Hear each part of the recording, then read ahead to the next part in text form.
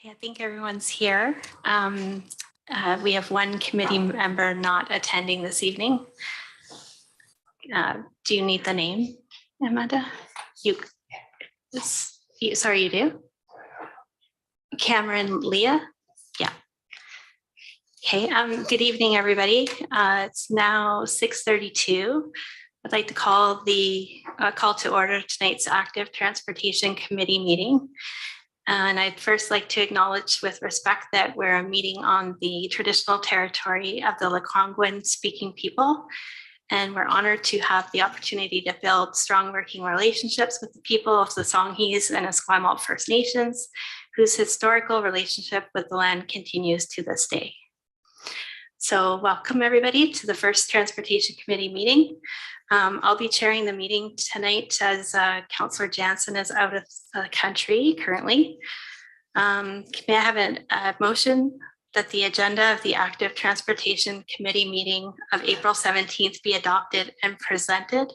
Actually, I was going to add, I was going to amend the agenda or ask to amend it. I'd just like to add a 4.2, I think it is, or if it can, I don't know, just the terms of reference review. I'm sorry, make a motion of that. I'd like to make a motion to add 4.2 on the agenda to review the terms of reference. Yeah. Okay, sorry, and it's you have the name. Okay, is there any discussion, or is everybody's in favor? Everybody's okay. There's nobody. Everybody's in favor. No one's opposed. It's all good. Number 3. Do we have public participation? Anybody that's here to speak or called in for it? No. Okay, we'll move on. Oh, did he? Oh, Roger, sorry.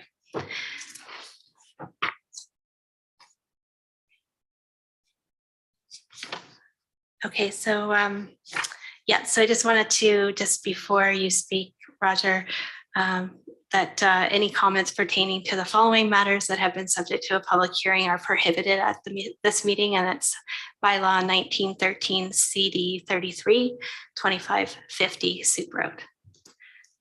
You can go ahead. Oh. Good evening, Chair, committee members. My name is Roger Conrad. I live at 309 Perimeter Place. I'm here because I'm not an active cyclist, but I do cycle.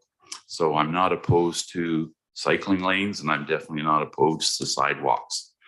What I'm asking for is, when the committee is looking at the cross-section of the sidewalks, the separation lane or the barrier lane, the cycling lane, that you consider being flexible.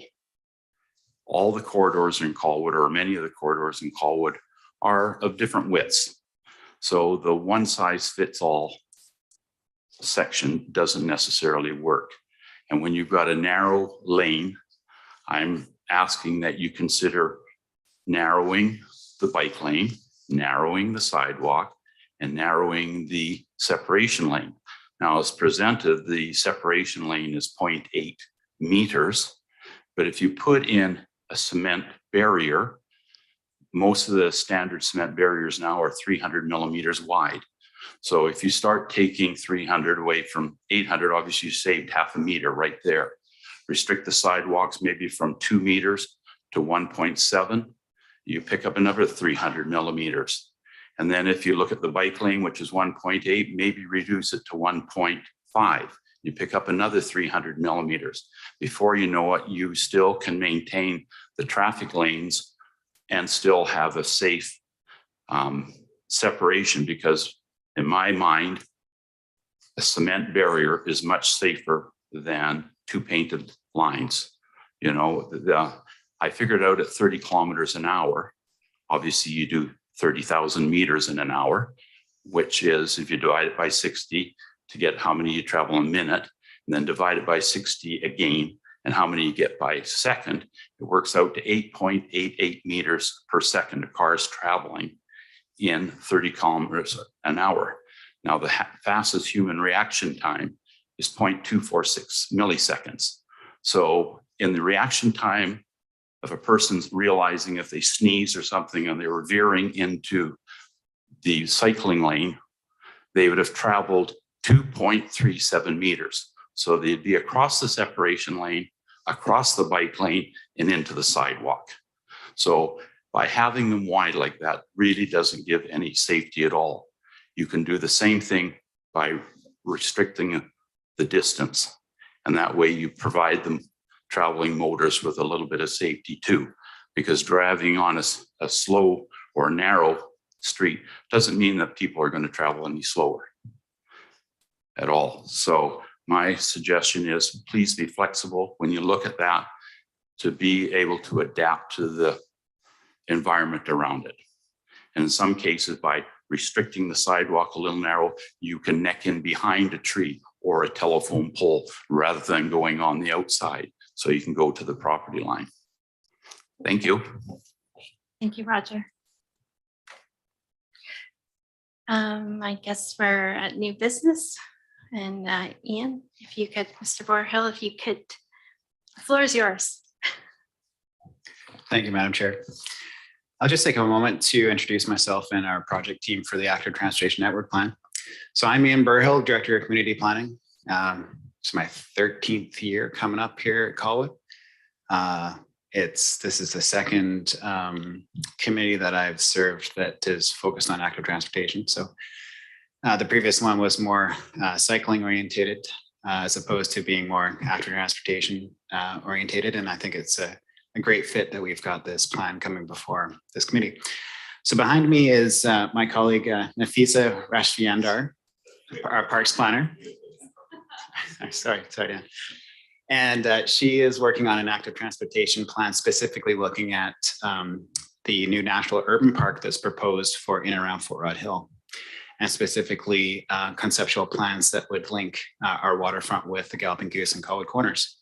So that's hopefully going to be coming forward a couple months, hopefully. So likely around their third quarter. And then last but not least, we've got Dan Casey, transportation planner with Urban Systems. He worked with us on the network plan and is here to help answer any questions you may have. Okay, so as you likely know, Council endorsed the current draft active transportation network plan for the purposes of master planning, but that also asked that it be referred to this committee for comment. So we're here before you to support that process, for you to provide recommendations to Council.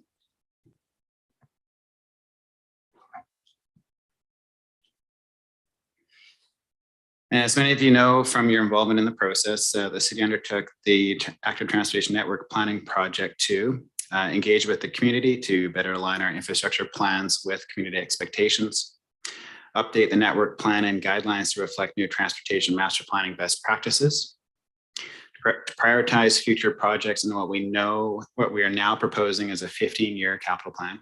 Previously it was a 10-year capital plan. And lastly, to pre-plan for the upcoming transportation master plan update. And I should apologize for those of you, this is maybe the third time you've seen this presentation, so I'll try to I'll try to go relatively efficiently to prioritize time for questions. So this project was initiated at the end of 2021 after the city first went through a process to find several active transportation projects to be constructed in the near term. These are now in the detailed design and construction phases.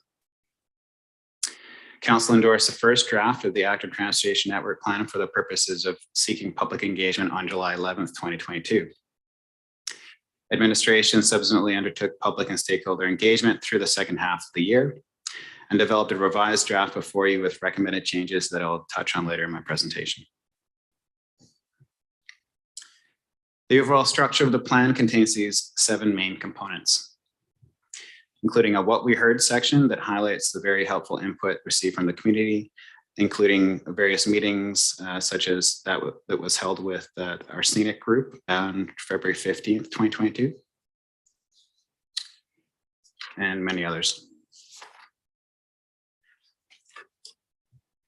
Based on the community engagement that was undertaken, I can say with confidence that the plan's vision for a future community with safe, equitable connections between key destinations and neighborhoods that are highly accessible to all ages and abilities is one that many Colwoodians support and share. The plan's 7 main objectives are also inspired by ideas in the official community plan, including the modal hierarchy policy section 8 that positions the advancement of alternative forms of transportation as top priorities. Also informed by official community plan are the Active Transportation Network Plan's design guidelines for sidewalks with sufficient space to allow 2 wheelchairs or strollers to pass one another, and that incorporate opportunities for on-street parking, beautification, and tree planting. The plan's approach to cycling infrastructure would update our current standards to reflect newer provincial guidelines that emphasize the need to create protected bike lanes along arterial and collector roads and extensive use of multi-use pathways.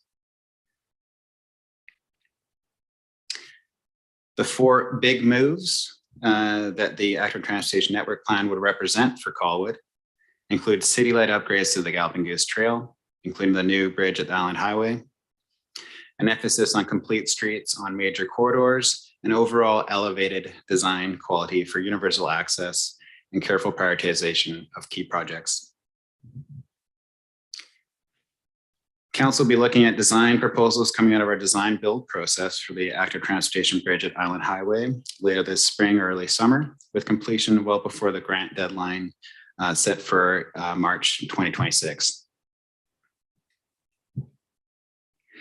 Another big move is our waterfront multi-use pathway planned to connect the Esquimalt Lagoon with Royal Beach neighborhood and eventually the Galloping Goose Trail and Colwood Corners via Ocean Boulevard. That's the project and the FISA is working on now. And as you may have heard, we recently received word that we're receiving $6 million in grant funding to support the construction of the waterfront multi-use pathway. Arguably, the most significant change in terms of facility standards contained within the plan is this recommendation to install protected bike lanes on most arterial and collector roads, those seeing more than 4,000 vehicles per day or speeds over 50 kilometers an hour. So the key word or, so it doesn't necessarily have to be both.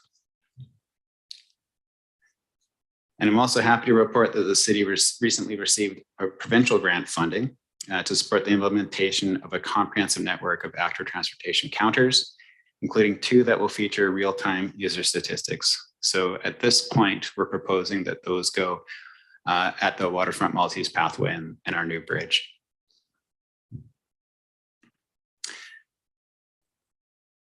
So as part of the city's ongoing expansion of active transportation infrastructure that resulted from the prioritization exercise at the beginning of this project with the previous council, several corridors are now getting new infrastructure, including Ben Homer Road, where I took these pictures a couple weeks ago.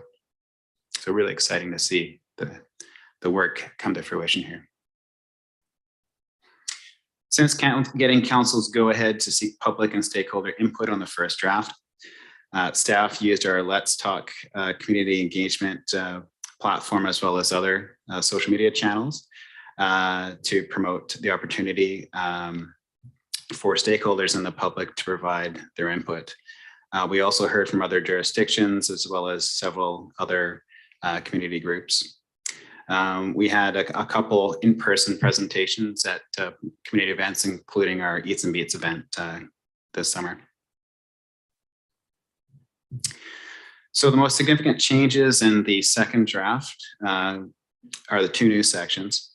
First is section 6.22, which calls on the city to carefully consider integration of new protected bike lanes to ensure challenges to persons with disabilities are adequately addressed. The diagram included in this section follows the updated floating bus stop design guidance in the BC Active Transportation Design Guide.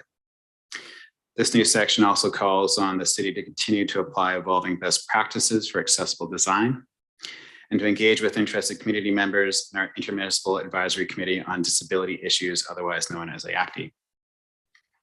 So as part of their direction on the second draft, council also directed us to refer these new sections to IACTI for comment as well as this committee.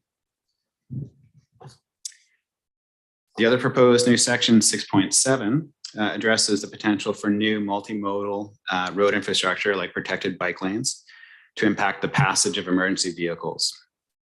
It calls for the strategic use of mountable curbs and collapsible bollards and the careful consideration of required response times to minimize the impacts to emergency vehicles.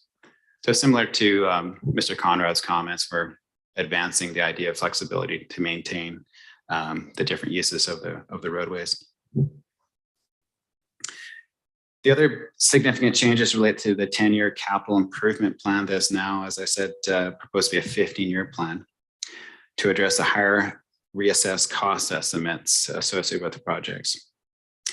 As you can see from the priority project maps and tables on pages 63 through 67, some project resequencing to align with current active projects that need to balance costs have been made. This has not led to any delisting of the city projects included in the first draft that are not already part of a capital implementation project. However, these changes have led to a more financially attainable estimated annual costs of just under $1 million for non-development cost charge projects and $2.4 million for development cost chargeable projects. So those are projects funded by development. Other changes based on input from the community and internal stakeholders include various minor revisions for clarity and to address public and stakeholder feedback. So I've listed some of those here. This is the bulk of the additional changes. So in terms of next steps, we're now at the end of the anticipated project with a second draft active transportation network plan refined through the benefit of significant community input. Now it's time for us to support the process of this committee providing its recommendation to council, and happy to provide responses to any questions you may have. And as I said, we've got a couple members of the team supporting that with me as well. So that concludes my presentation, and happy to support the discussion. Thank you. Let's open it up for any discussion.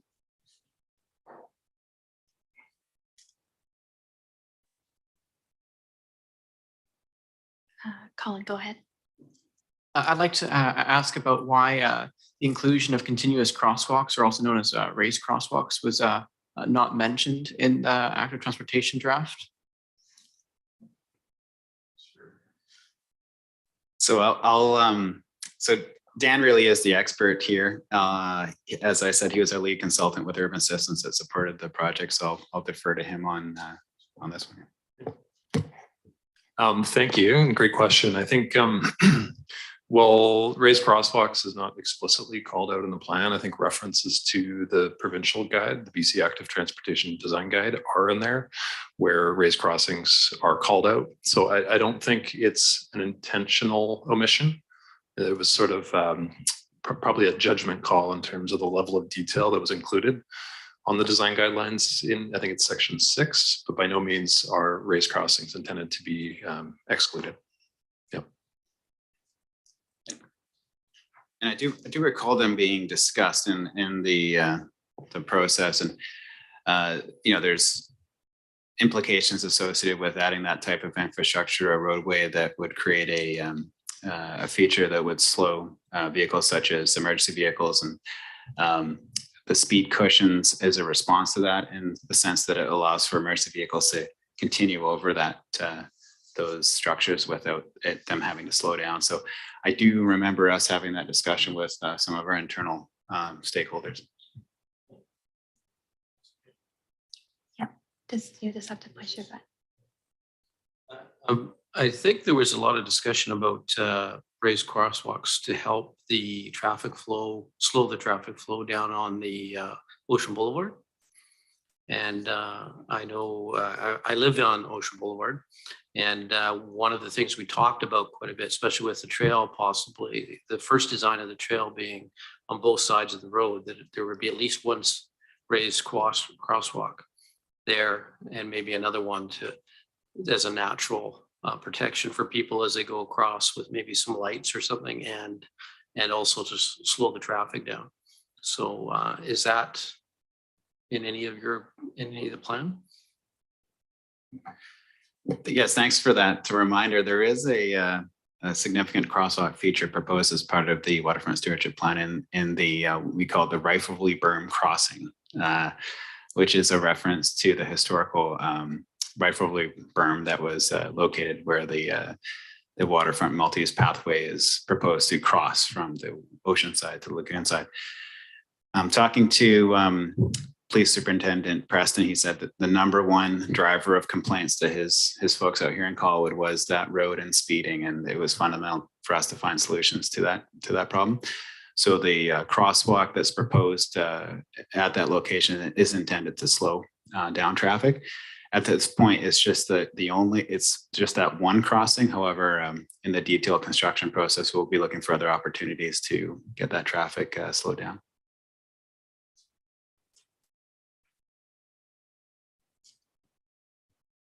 Go ahead, David. Thank you. I just wanted to address the gentleman, Robert, was it Robert that spoke earlier? Roger, sorry, Roger. Yeah, thank you for coming forward and speaking.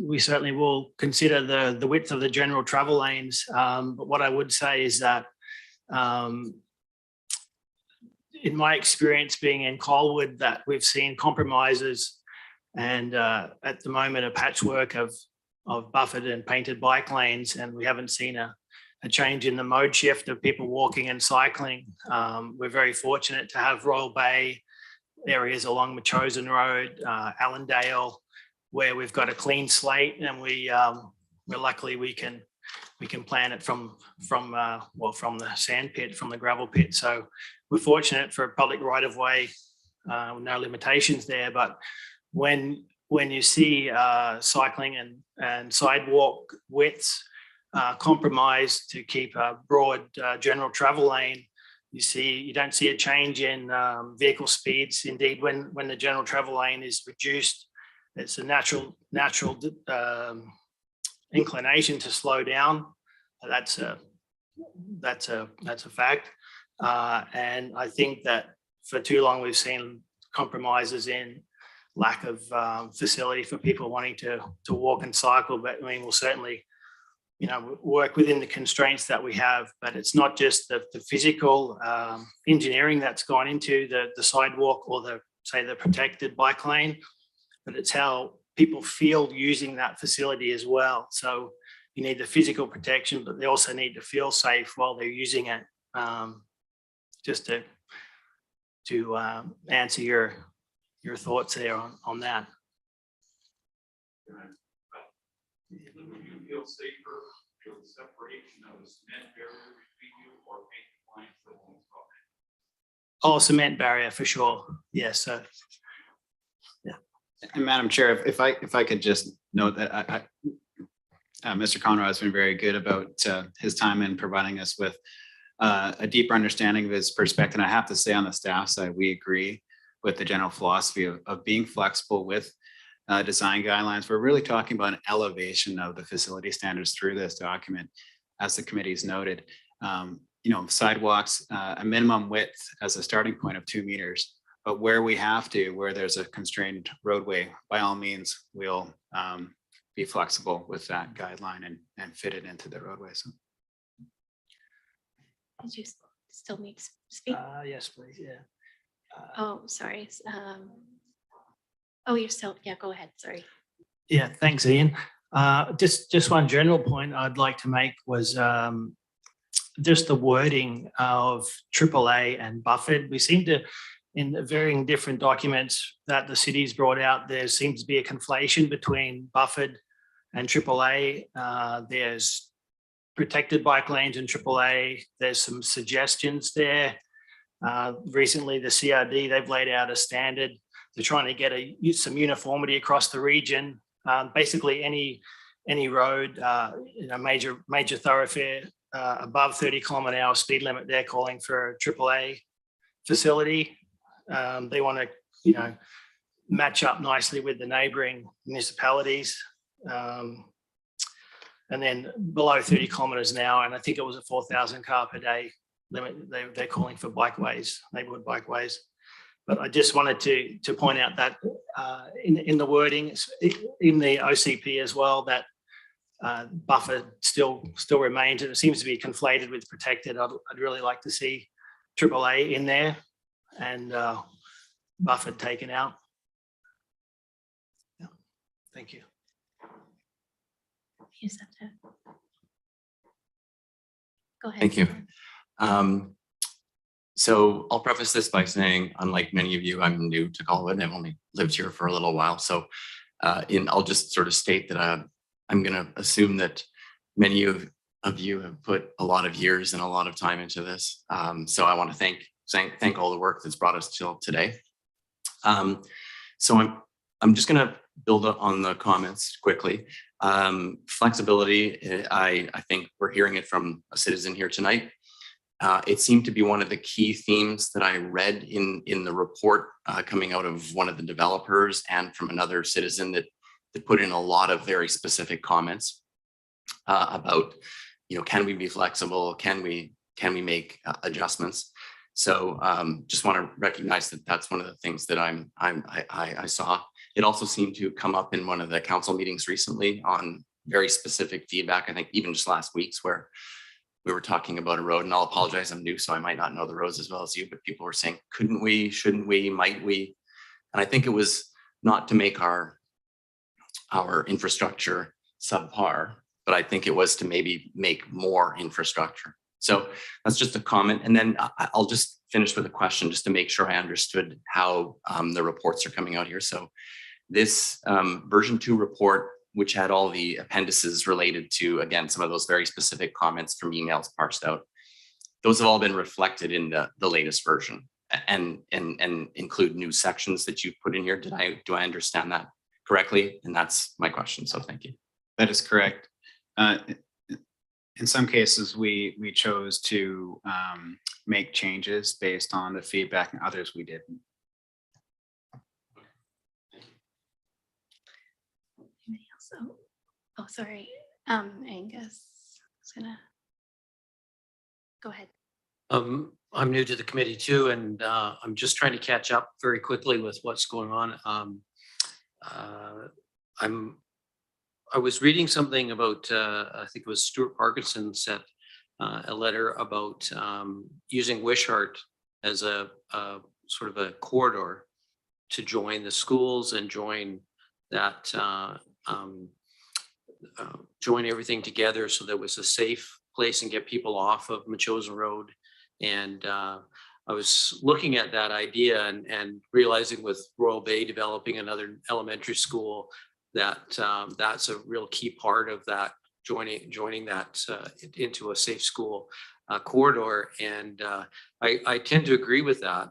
And I'd like to see that talked about a little bit more than, and I'm not sure if it's in the report because I haven't only had a chance to read the report once. So, and I just wanted to ask you a question about that, how you are addressing that idea of getting people off Machosen, but going through Wishart, as seems to me like a natural way of getting people from one school to another and connecting the middle school and the high school and the elementary schools together. Thanks for that question. We certainly recognize that as part of that key network. The debate around is whether we prioritize that alignment over Machosen was one that we had earlier in the process, and we felt that in terms of the priority projects, the emphasis should be on Machosen Road, given the traffic volumes. Not to say we shouldn't also acknowledge the potential for Wishart, and we've got it in the overall key corridor network plan. And are looking, as stated in the plan, to connect through rural roads with the existing trail that will allow you to kind of parallel Souk Road. So that's in there. We acknowledge that it is a potential link, but in terms of the improvements that are being proposed as priority, we're saying at this point they should sit along those existing arterials. Yeah, I find that interesting because I noticed that I don't see any kids walking along Machosen Road. And I think most people feel that they would rather pick their kids up and drive them because it's too busy compared to Wishart Road, which is not that busy.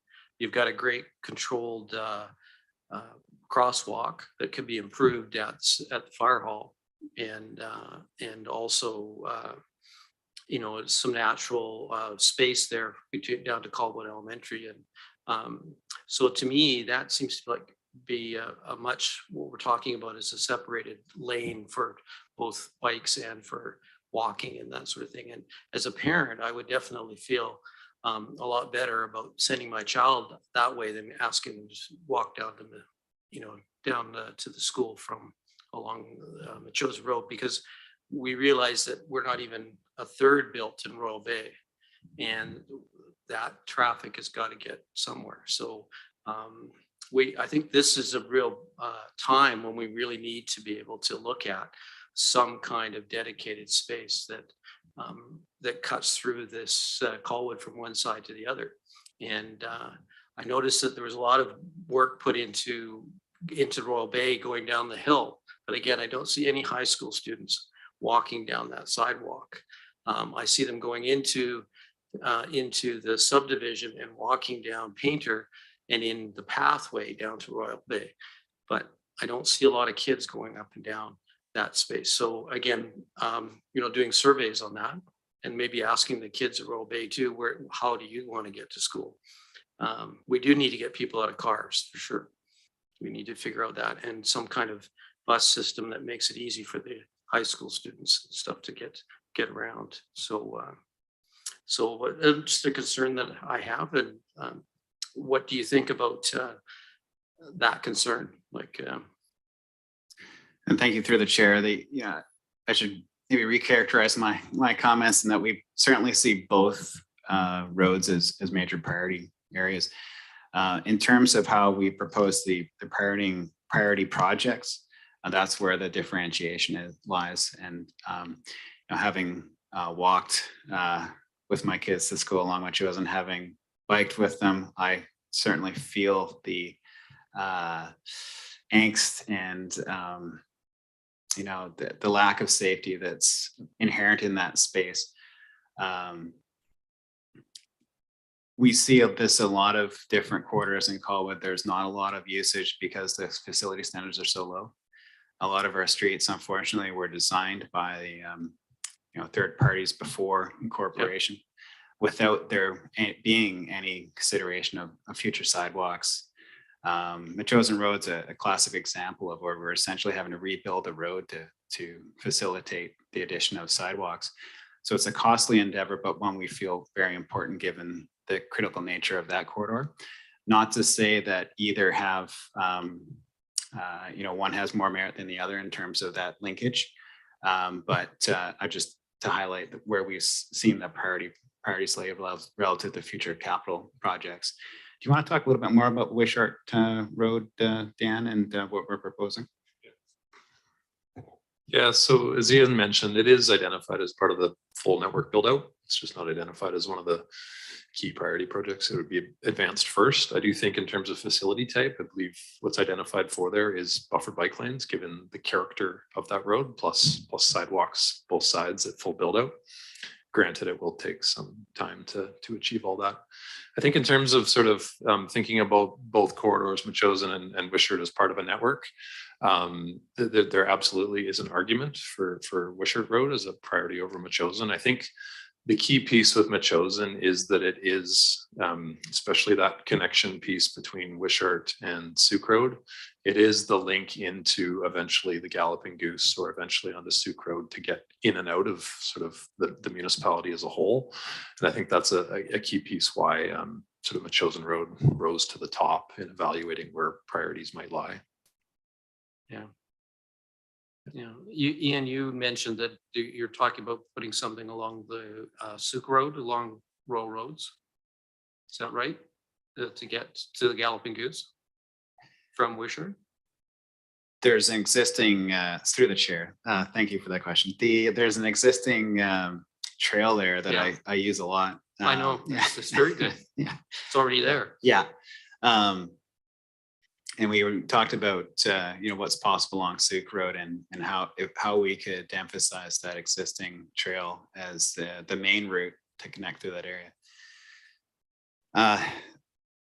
Challenges relating to who owns that property, who will own it in the future, and Right.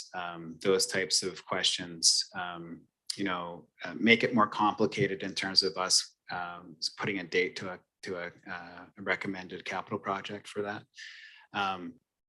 We've also got ongoing planning going into Souk Road, and we're looking at different cross sections that could be accommodated through redevelopment, and seeing there being a need to accommodate travel between future development or existing residences on that road. That'll necessitate upgrades just to facilitate that travel in that space by people that'll live there. So in that sense, we're looking at it being very difficult to improve conditions on Souk Road, but something we have to do as redevelopment happens. And then that other connection through railroads, look at that a future opportunity that, as I said, at this time has a lot of questions surrounding it, but one that we won't forget about in moving forward. Okay. Colin? I have a few questions, and the first one is the active transportation, like draft, but like the actual one for all of BC, like the 577 page one from 2019. I don't believe there's a mention in there about Dutch roundabouts or anything like that. And the other question was related to that. Would Colwood be including Dutch roundabouts in their intersection designs, including with the protected intersections? And also to that,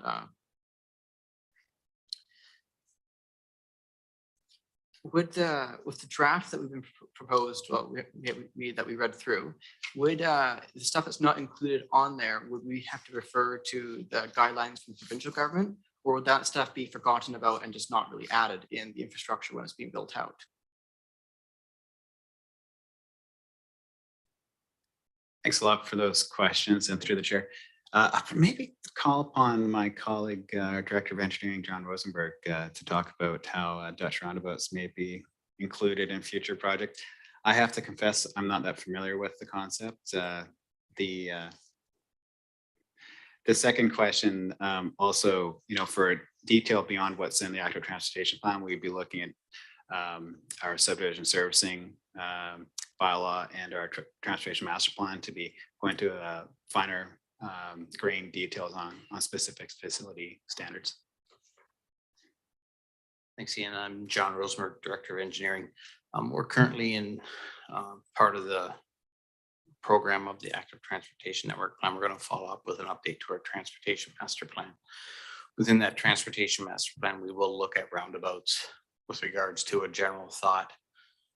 I like to think they're more North American roundabouts. Now we have enough of them that we don't have to call them Dutch roundabouts, but basically the same thing. We will incorporate those. We're actually currently actively doing 2 corridor studies. One's a chosen corridor study from Wishart to Souk, and the other one is a Souk corridor study. And both of those studies will have a section in them as well, discussing roundabouts and the appropriateness of them. And there are areas where they're absolutely excellent places to be placed, but there's also many parameters that go into that roundabout design that does not make for an ideal roundabout everywhere you put them. So geometry could be the deciding factor. Unbalanced traffic could be a deciding factor. Size of land that you need can be a deciding factor. So all of those things will go into that conversation, but certainly the Transportation Master Plan will look at areas where we can put roundabouts, and then the 2 corridor studies will talk specifically to those areas and see if we put roundabouts in those areas if it's appropriate.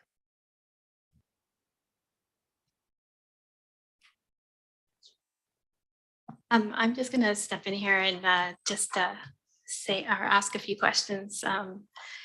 I just wanted to let the committee know that previous council provided some specific direction that when sidewalks are designed, that they're constructed on, and when they're constructed on arterial roads, that the first option it should be to situate the sidewalk at the edge of the right of the way, or like back to the property line.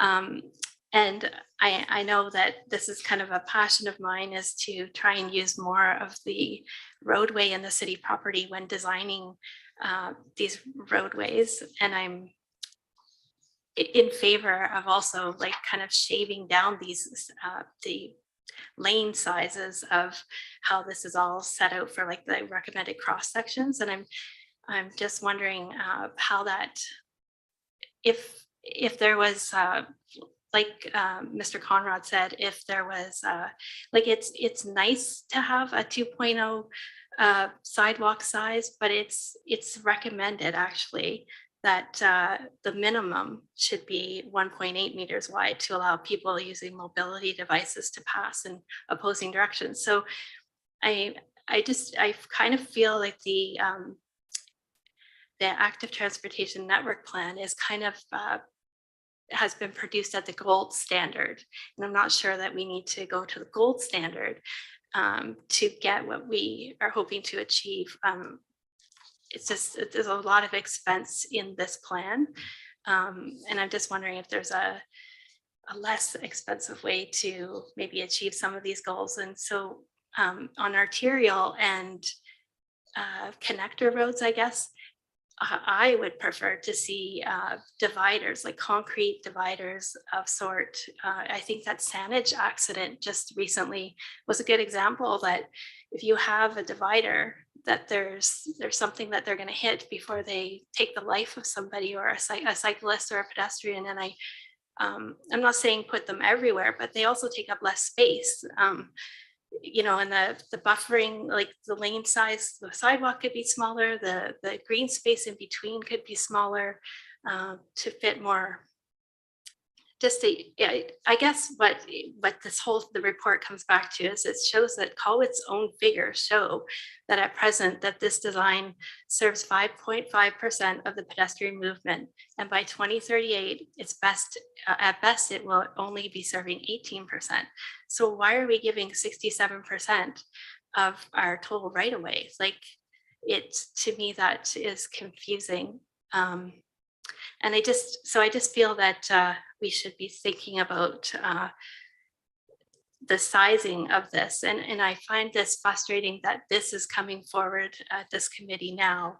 And it kind of, it fits under the master transportation plan, and the master transportation plan, I think it has problems. So to recommend things for this plan when that's not fully properly, like it's not fully correct yet, I guess. It needs help, it needs some changes. And about roundabouts, they did, I think it's important to note that the ministry, the provincial government has said that whenever there's a cross section, that roundabouts should be the first considered. Like, that's just as staff are suggesting that we go to 2 meter sidewalks. That's just a suggestion. Like, so we have to go one way or the other. Like, it's a suggestion to put roundabouts, and well, actually, I don't think it's a suggestion. It says it shall be considered as the first option. So, but then we go right up to the 2 meter sidewalk when we could just go to 1.8 as it's suggested, like it's the minimum width. So I don't know if I have any question. I'm just trying to, I just think maybe that this the motion that was originally brought forward to council with the going back to the property line to start our sidewalks, we would have more of a roadway. We'd take back some of the city space. We'd be able to design streets better. Use Machosen Road as an example. If that that needs to be a flow through road. It needs to be considered, all of our traffic. That's the other thing I think in the master transportation plan, that it states that all our traffic is supposed to be flowing down Veterans Memorial. And that's not going to work. You can't take your whole city and push them down one way. So Metchosin needs to be fixed at some point. And if the city had taken back the property and gone up to the property line, the sidewalks could have been built differently. And there maybe could be 3 lanes there now. So I think that and so, you know, we may end up having to redo that because of the, it doesn't work in that area. Also, you know, with where the sidewalks are placed, the telephone poles are all throughout the sidewalk. So the benefit of putting 2-meter sidewalks there isn't a benefit if there's telephone poles all through them. Or hydro poles or whatever they are. So I guess I just, I maybe suggest that we could, maybe I'll let others speak here, but maybe making a motion to see if it's possible to make these lanes smaller, or to see why we wouldn't look at doing that and putting cement barriers in on arterial and connector roads. If that makes any sense. Thank you for those comments. I think certainly there's nothing in the draft active transportation network plan that would preclude the use of those type of concrete barriers. We've already reached out to our counterparts in Sanis to try to learn how they're applying that. We're getting feedback from users. There's some pros and cons we're finding from that approach. Particularly in certain situations where you're limiting opportunities for cyclists to pass one another, that can create some issues, particularly when we're seeing huge divergence in speeds with e-bikes and conventional bikes. But nothing to say that this plan wouldn't support that type of approach. In terms of, again, that flexibility, we have to be flexible in Colwood, given that we're working with a network that largely needs to be retrofitted from designs that were, as I said, created by the Ministry of Transportation without a lot of thought as to how they would function long-term as complete streets. Those ideas just weren't at play when they designed them. So it really behooves us to have that creative approach to those retrofits. In terms of where we would situate this plan relative to other municipalities and the specific desire to create AAA facilities, we would argue that this plan is reflective of our provincial guidelines. It's not reflective necessarily of communities that want to be really the gold standard, emulating sort of European centers with mode shares that would see the majority of people traveling by other modes than vehicles. We're proposing that protected bike lanes be applied to roads that see traffic over 50 kilometers an hour, not 30 kilometers an hour. That is up for debate. It's been raised here tonight, but it is something to reflect how we're trying to approach the facility standards in the context of community expectations and our provincial standards. Can I just ask at Owens Road, Owens and Wishart, where the sidewalk has just been poured and the street has been significantly narrowed, is there still plans to put a bike lane in there?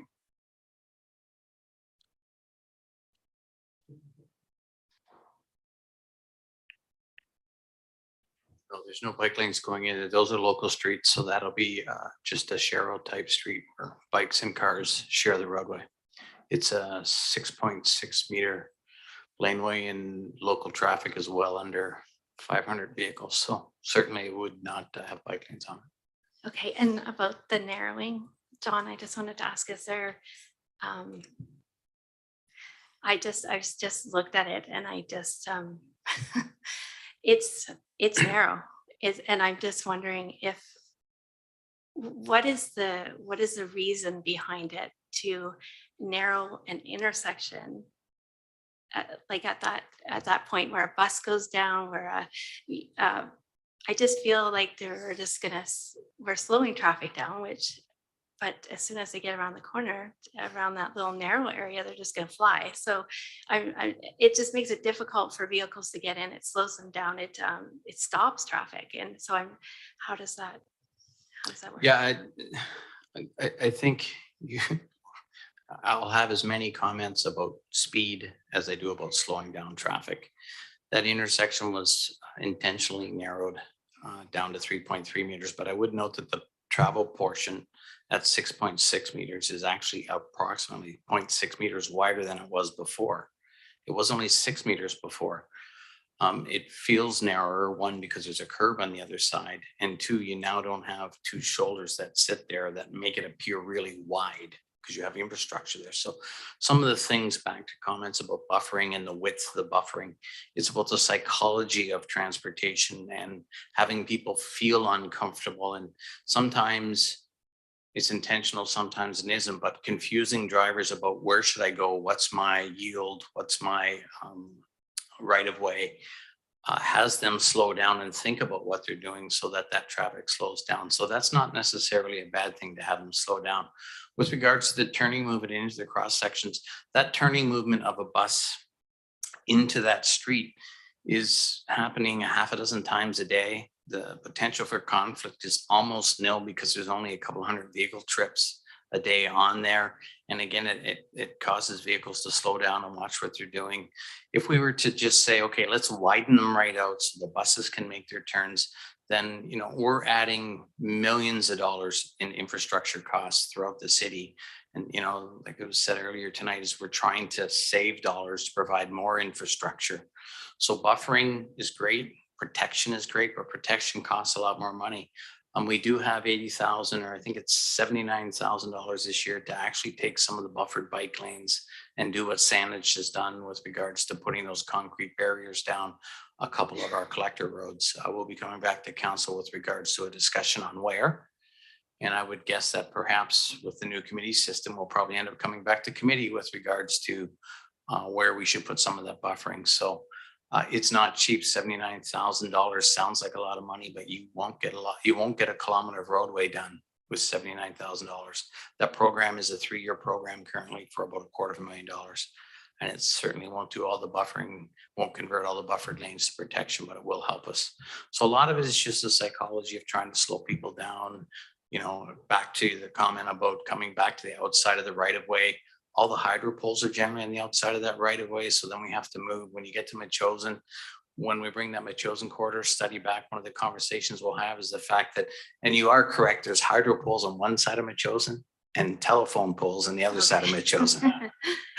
The telephone poles are actual cable as well. So you're right in both cases, but they're on both sides of the street. And that's now been provincially legislated that they can't put poles on both sides of the street because it does cause significant issues when we start to upgrade some of these areas. So it was intentional, and certainly if you wanted me to, I could put my hat on the other side and say, let's make it wider. But I think from a cost consequence and a need consequence, it'd be hard to say, yes, that's a good idea. I hope that helps clarify it a little bit. Okay, thank you. Yeah, I just the quality of life aspect came back in our Colwood citizen survey, and it was issues that were related to growth in traffic. You know, with everything increasing and the perception, you know, that the quality of life was worsening versus improving just because of the traffic issues and that. So I think it's important we got to get it right. Yeah. Okay. Sorry. Was it Stefan or David? Were you first? Oh, yeah. Go ahead. Thank you, Councillor Jorgensen. Just with the standard of living, if I may comment, yes, I agree. I've been in Colwood about 15 years now, and I think we could all agree that there's been a steady increase in traffic and congestion. We had a little hiccup with COVID especially, but that's also why I think it's a great return on investment, active transportation investments and improving standard of living. And also, if I could just address Angus, you made some comments about former councillor Stuart Parkinson. He mentioned that route through Wishart and Royal Roads. I've actually been taking that. That's my route to work. So most weekdays, and then the last 10 years, I've been cycling that with my children to before and after school care, daycare, and at John Stubbs there. And I just need to say that we really need to be careful when we start talking about trying to funnel people that are walking and cycling off down to a quieter street.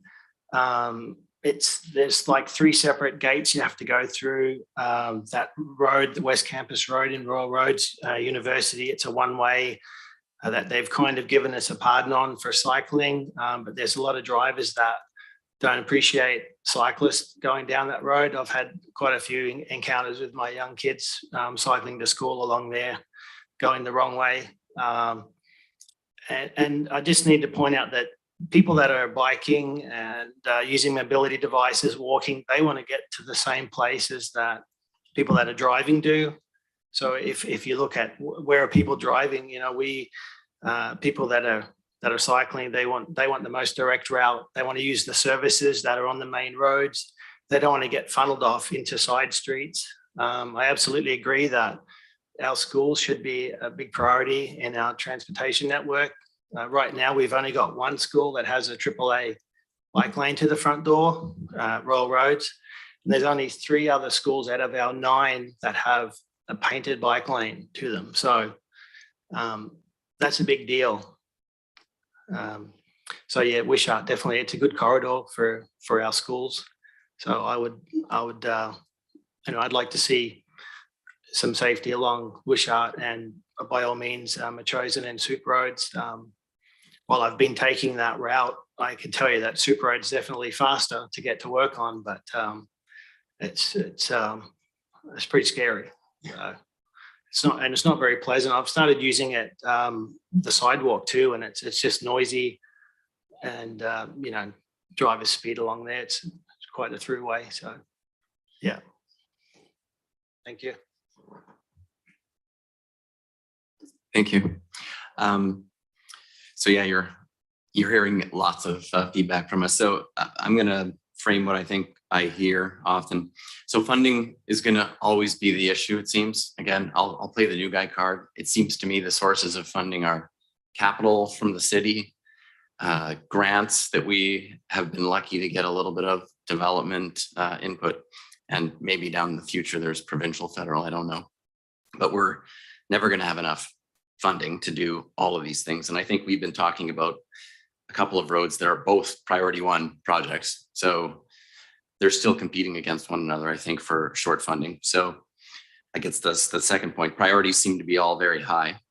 So my question will be either to this committee or to council, how would, and maybe you know the answer now, or maybe it's something you guys are still coming up with, but how will you present sort of detailed options to the decision makers, again, whether it's council or whether it's this committee, that take into account sort of the theme of flexibility, so that people have sort of a choice, like, well, you can have Wishart AAA, or you can have Machosen AAA, but you can't have both this year. You either have to defer one or the other, or you can get both of them for whatever AA is. I'm just sort of curious how, and again, how decision-making is structured so that those things could be presented to decision makers moving forward. Is that a fair question? Yeah, thank you for that question. I may have to draw on some other team members to fully answer it. But so in pages 63 to 67 of the draft plan, it's got our priority project maps and tables that show how we're proposing prioritization of the capital projects. The assumption is that we're applying the design standards that are called for in the plan to those capital projects, unless it's not possible given the specific characteristics of the roadway or the project. In terms of making compromises to those facility standards so that we can do more, that's not something we're currently contemplating in that capital project list. The assumption is that the facility standards that we're applying to different types of roadways would be achieved through those capital projects. I know that when we get to the next stage of the capital planning process, and that's something that our director of engineering could speak to better than I, that's where there's often an opportunity for council and committee to consider different approaches, specific projects that would save money. Generally, they're considered with respect to a specific roadway and how they could be, how the different objectives of our policy could be achieved, as opposed to looking at that broader, if we do a lower standard on one road, that would allow us to do another. That would be more appropriate for the level that we're talking about right now, the actual transportation network plan. However, as I said, the assumption is going into this draft that we're going to be applying those facility standards as called for by the type of roadway they're being applied to.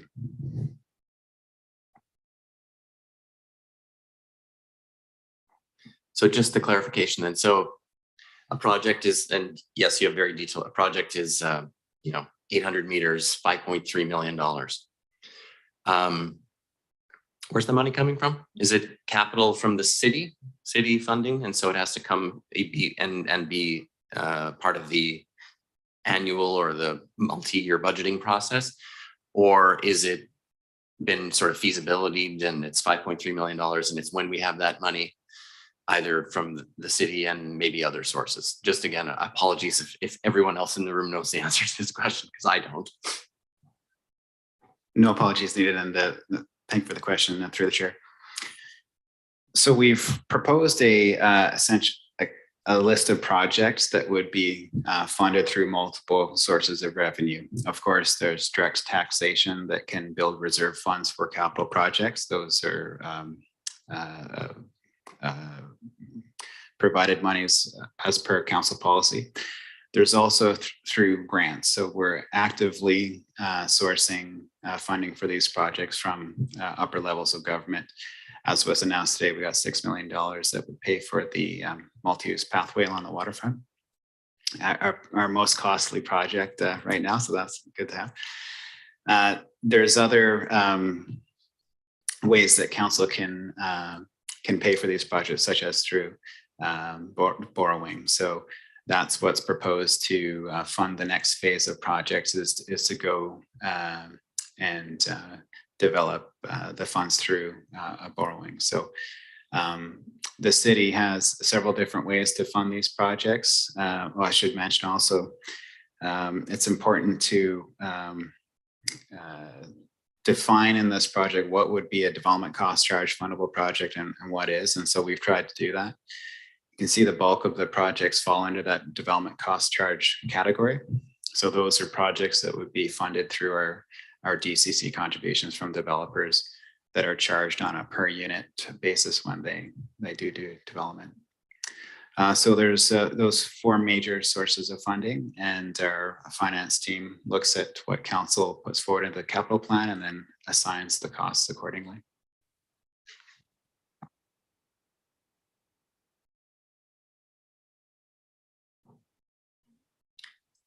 This is similar to what I think your Councillor Kim, right? Yeah. Okay, it's similar to what Kim was saying about the road designs. I feel like as Colwood gets increasingly developed, with whether that be more 4-6-story buildings, or now the BC government in the fall is thinking about getting rid of single-family zoning.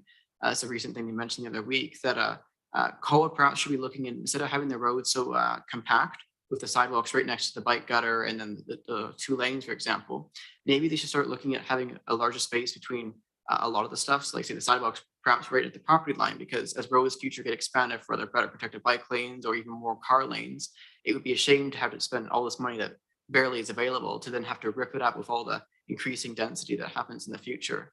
So I'm wondering if the plan is going to start being more like specific in when, say, like almost like a flow chart, like say Certain Street has this potential for future development, or there is one there for like traffic and percentage like cars as well, and then that gets a protected bike lane, but being more clear in a lot of things, like particularly intersections as well. Thank you for that question. And that's certainly part of the process that's gone into the proposed priority projects in terms of where we're going to expect development to, in the near or midterm, provide the improvements, and where we're going to be looking at projects that the city's going to drive. So that's really inherent in that development cost charge list and the non-development cost charge list that's presented in the plan. And there's also roads such as Kelly Road that we're looking at. How are we going to integrate sidewalks in the near term without compromising or adding cost to other infrastructure upgrades like sewer? So that's part of the challenge at the design phase as well that we take on. Mr. Bourhill, I just have one more question. A lot of the documentation throughout the report refers to, like with diagrams, it shows that the sidewalk starts at the property line, but that's not in actual fact what happens. Can you speak to that? Certainly, I'm getting dangerously out of my comfort zone as it relates to civil engineering, but I think as John's going to say, there's a lot of situations that require us to move away from the property line. Yeah, our typical cross sections do that. That's what we're trying to envision, is that back of the property line. But you also want to look at the location of that conversation. So when you look to a local road where, say it's a cul-de-sac, we're only going to put a sidewalk down one side, because we're never going to get thousands of people in a cul-de-sac. There's single family homes. At some point, 200 years from now, we might get some higher, but for the most part, it'll be low volume. So we're just going to put one sidewalk on one side of the road. So at times, just from a cost and value, if going back to the property line means we got to regrade every driveway down the street back to the garage, which is all on private property, or we can put it 2 meters away from the property line and not have to regrade all those driveways, then we can extend places where maybe we could do 3 cul-de-sacs instead of 1. Now, that's not really an engineering decision. That's a social decision on how important you want that back of property line. It's the same with Machosen. The hydro poles, telephone poles are all sitting out there. If we really want to put 4 lanes down Machosen, we're going to have to move every single one of those poles for about 3 kilometers, which will be $20 million in 3 kilometers just to move the hydro and telephone poles. And then we have to build the roads. All possible. But if we have the flexibility of moving, pinching at times away from the property line, it's something to be looked at. If you drive Machosen, some of the houses and some of the garages are so close to the road that people won't be able to park in their driveway because their car will stick out into the sidewalk because the house is so close to the road, because it wasn't envisioned that Machosen would be so big. So some of those pieces, in that case, we might want to push the sidewalk out a meter, but we also might want to narrow that sidewalk by half a meter. And council meeting on Monday night, council did talk to staff, and I am putting together an email of what we thought we heard Monday night. And one of the things were, for instance, if there's a retaining wall going down a sidewalk and it's a 150-meter retaining wall, and to push the side or to keep the sidewalk at 2 meters is going to cost us $200,000 for this retaining wall. But if we went down to 1.5 meters to get to not require a retaining wall and save the $200,000, that might make sense, right? Take that $200,000 and spend it somewhere else. So that's part of that conversation we're going to have when we're looking at those designs about, okay, what makes sense? Does it make sense maybe to go to a multi-use path there? Because then we can take what would be, 1.8 meter bike lane with a 0.8 meter buffer with a curb line plus another 2 meters of sidewalk. It might make sense to squish that down into 3 meters or 3.5 meters, because we're not going to have massive volumes of pedestrians and cyclists in that area. Fulton Road, it's important to do the uphill side because of the speed differential between the vehicles and the bikes, whereas coming down on a bike, you can almost travel the same speed as a car. Not that it's comfortable traveling at 60 kilometers an hour on a bike, but certainly you can comfortably travel 30, 40 kilometers, and the cars are doing 50, 60 kilometers. It's a lot better than going up the hill where you're doing 5 kilometers and the cars are doing 50 or 60. So, in that particular circumstance, it's probably okay to keep the downhill side a lot longer without having any kind of buffering or protection. And there's not a lot of traffic up there. I mean, Triangle Mountain, not a lot of people are crazy enough to bike up Triangle Mountain. Now that's going to change with electric bikes. We are going to have issues that are going to occur, and it gets, I don't like to digress, but years ago, if you put just a thin little white line down in a 1.2 meter space, you were a progressive community that provided a spot for bikes. And now we're at 1.8 with buffering and protection. When an electric bike comes in, I can see where it's going to have to be 2.5 meters, because these bikes are going to be doing 30 kilometers on a bike lane, and they're going to want to pass each other. So it's going to be about what do we want to get them to. Now that's still way better than having cars out there. So it might make sense. But even Monday night, when we talked about narrowing the road to keep speeds down to 3.3, there was conversation about, well, we want them to be wider at 3.5 to make it easier and more comfortable for buses to get by. More comfortable for a bus, but more freewheeling for a car. So our speeds tend to get up because our lane widths are wider. So it's always about what are you willing to give up and what are you willing to accept as a consequence, whether it's price or speed or delays or whatever it is, there's always that mix. So when it comes to these cross sections, the goal is to start with, especially on the collectors and arterials, get them out there. And one of the things we want to make sure we do when we set those is, for instance, on Souk, when the developers come in, right now, a lot of Souk is probably 24 to 28 meters, Dan, with regards to width, somewhere in there. Yeah. Right? We get a little narrow. So when these developers start knocking in the door, we're asking for 4 and 6 meters of land from them, so we can widen out that cross section and try to get those sidewalks back away from the roadway, back away from the travel lanes, and then be able to provide some kind of protection or buffering in there. And we can narrow down the greenways, but at some point, if they get too narrow, we can't put trees in them, employees can't work in them. And then just think of New York City, nothing but concrete, nothing but pavement, it's everywhere. And that's maybe not a bad thing, but it does influence the way your community looks and feels. So, I mean, again, it's a trade-off, but we are trying to get those collectors and arterials back to the property line wherever we can, as long as it's not a major financial consequence.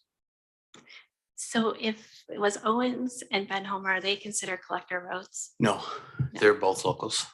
Okay, so if collector roads and arterial roads had the recommendation to go back to the property line on those specific roads, and then if there were issues that you would bring it to council, is that something that is manageable, do you think? As far as coming back, yeah, and that's kind of what we did Monday night with regards to that meeting, where we talked a lot about Fulton and Lagoon and some of the issues. I mean, some of those driveways on Lagoon, the driveway's literally like this.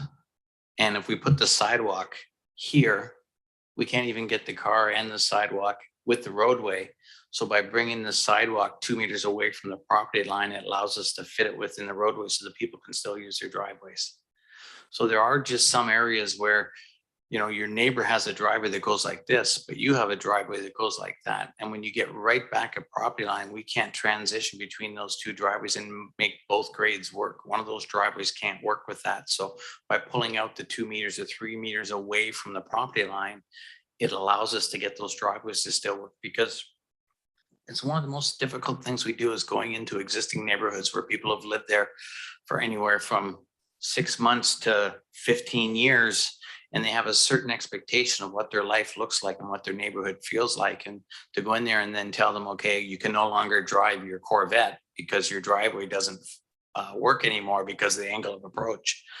People tend to get upset at that. And it's not that we don't have the right to do it, and we will do it because we do have acceptable specifications with regards to grades. And it's on that person to figure out what to do with it. But it is something we still want to consider. And when we can make it work for both, then we do, but not always the case. So sometimes it's just a physical constraint that we can't get around because we're in an existing area.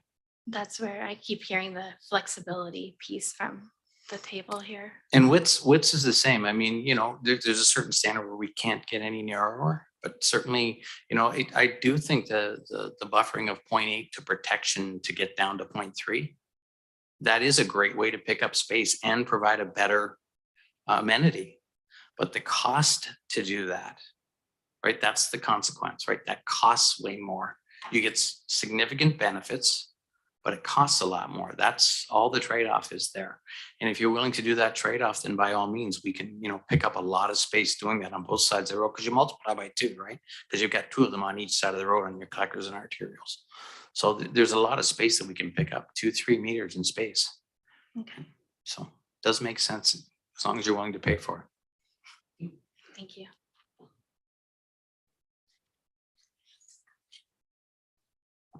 Any other discussion? So I guess the motion, Ian, is on the table to be that consider recommending to council that the 2023 Colwood Active Transportation Network Plan be adopted for master planning purposes. We already have that motion, like that's already been accepted, but now it's come to this committee. That's correct, Madam Chair. The previous resolution made by council qualified that statement with its referral to this body as well as IACTI. So we're hoping to have essentially a recommendation from this committee to have that unqualified endorsement for the purposes of master planning. And certainly if there's any specific changes that the committee would like to recommend, that could come to council at this time, or alternatively, as staff has recommended, a simple motion to endorse. Thank you. So I think that for one thing that concerns me about approving it at this stage is the fact that it hasn't gone to IACTI yet. So that would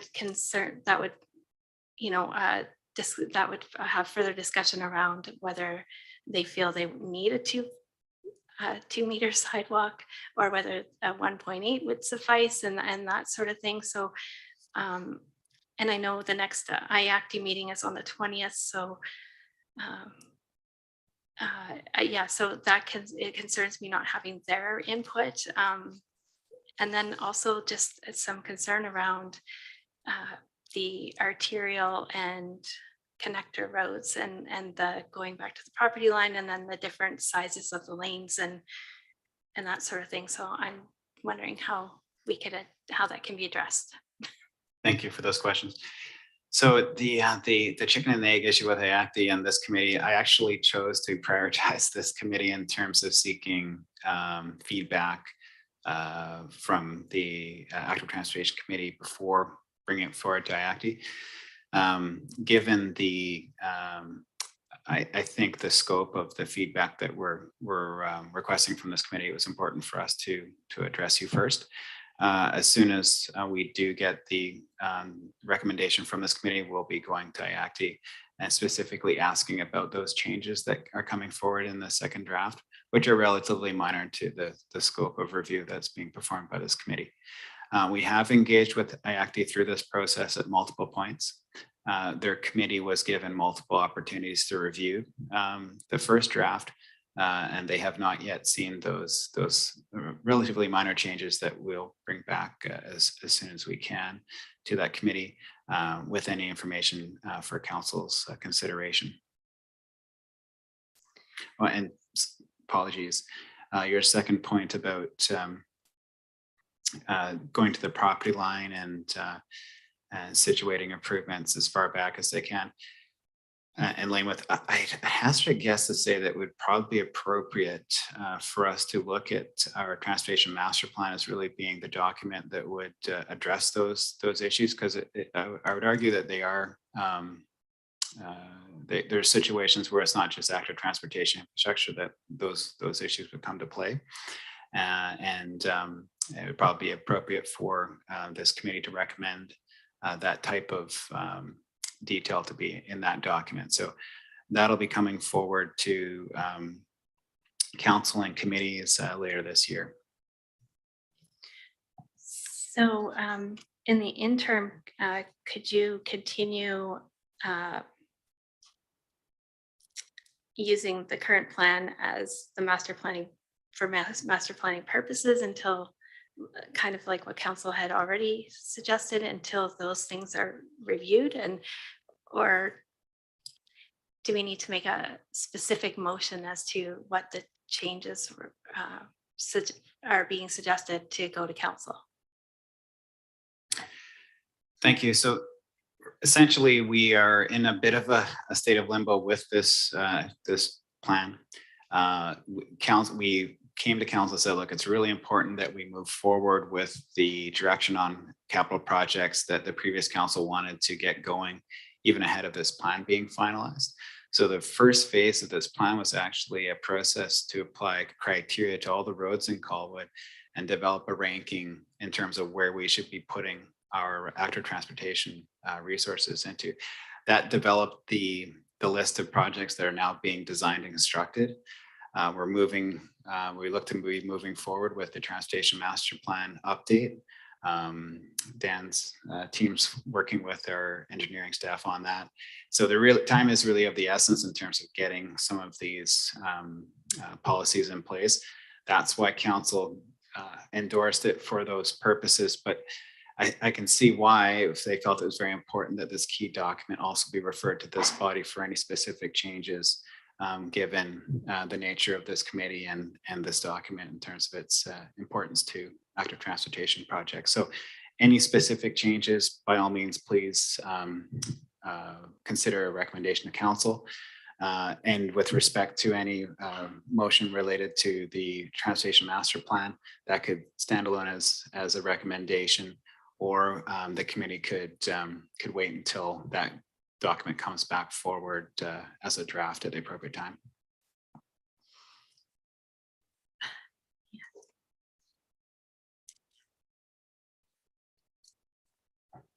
Thanks, Chair. I just wanted to confirm that staff, as per two resolutions. One is a resolution, I think, back in November by honored guest Mayor Kobayashi, to have our arterial and collector streets consider back a sidewalk at property line.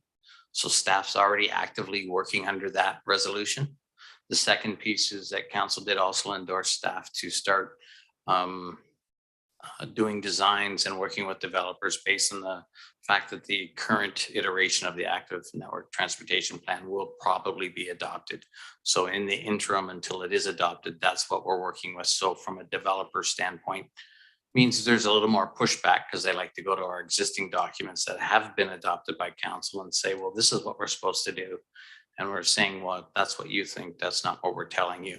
And then we tell them about the resolutions and where we're currently working. So we are pushing with developers to work with that backup property line and these current widths. And that's all development paid for with regards to frontage works. With regards to designs, we're doing the same thing. And that's basically what we brought the council forward. And when we've moved the sidewalk away from that property line, we've had the conversation about why we did that and the consequences of doing such. And certainly we can move them back at any time, but that's the way we're currently acting. So we do have the ability to move forward until we get these plans from a design and construction from an engineering perspective. So the motion that was put forward or that was accepted by the last council was just in regards to arterial roads. I think it was arterial and collectors, actually. I think when I looked it up, it said just arterial. I'm just wondering if it should, a collector road should be added into that, or a new motion, or it should be amended to state both. I mean, they're different. Yeah, they are. My understanding is my action was to do both. So I have been working with developers and designing for arterials and collectors to be back at property line. But certainly if we wanted to reinforce that could be a motion that could bring forward to council to ensure that it was there in case I'm hit by a truck on one of these fast moving streets. Okay. And I just wondered if Amanda, if you could, do you have that email with this is what, I don't know. I just think there just needs to be a lot of flexibility. Like I just think that if maybe we could look at this and see if it's something that the committee wants to propose that staff look into maybe. I think you've seen that before, John, and that's just the diagram that's out of the active transportation network plan on one of the pages, and the information at the bottom that of narrowing those different sections. And that is what Mr. Conrad spoke about at the bottom there about the fact of when you're traveling and how quickly you can react.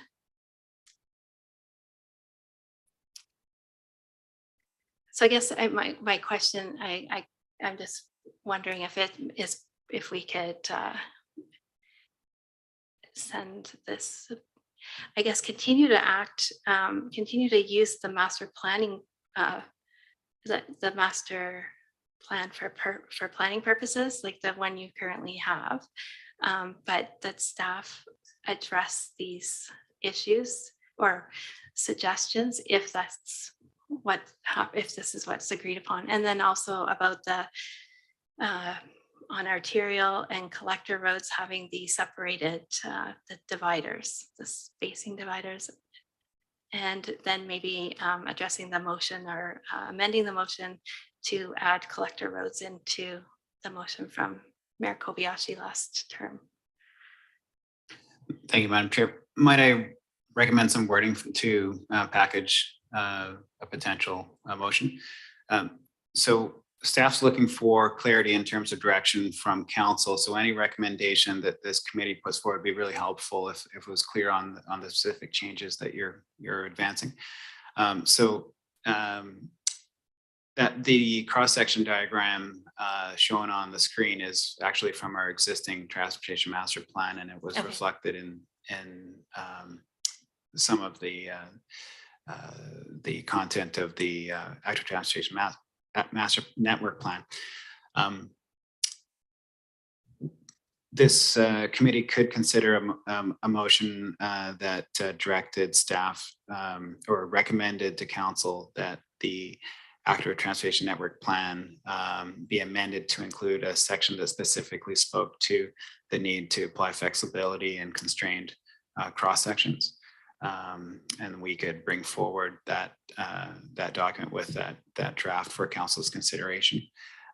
With respect to the motion regarding situations where it's appropriate to put sidewalks on property line, that would probably be a separate motion, as I said, as you've noted, stemming from a previous council motion. So probably lean on our corporate services to reference specifically that previous resolution and an amendment. So. Okay, sorry, so that we cannot amend the resolution. We cannot amend that motion at this table. No, apologies. I'm just in terms of referencing that previous direction to staff and a recommended amendment to that direction that would stem from a council resolution. So I guess I'm hearing that there's a desire for two motions. One that would specifically speak to the addition of language for flexibility in the active transportation network plan when dealing with constrained road cross sections, and to the addition of collectors to the arterial road reference for situating sidewalks against property line. So. Well, and I guess just, yeah, like this whole design here, addressing the design of how much space is being used for all of this. Yeah, as I said, Madam Chair, thank you for that note. This diagram is conceptually trying to show the different components of a cross section that's hypothetically referenced in our existing transportation master plan.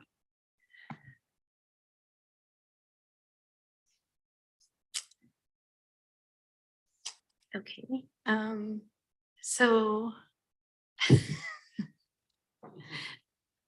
Colin, sorry, I'm just gonna was Colin up for Colin? Sorry, go ahead. If this is the moment to be saying it, I'd also like to see like perhaps additions that staff look into, perhaps including other modes for intersections, whether that be like Dutch roundabouts, for example, the European versions, or the continuous crosswalks in certain locations.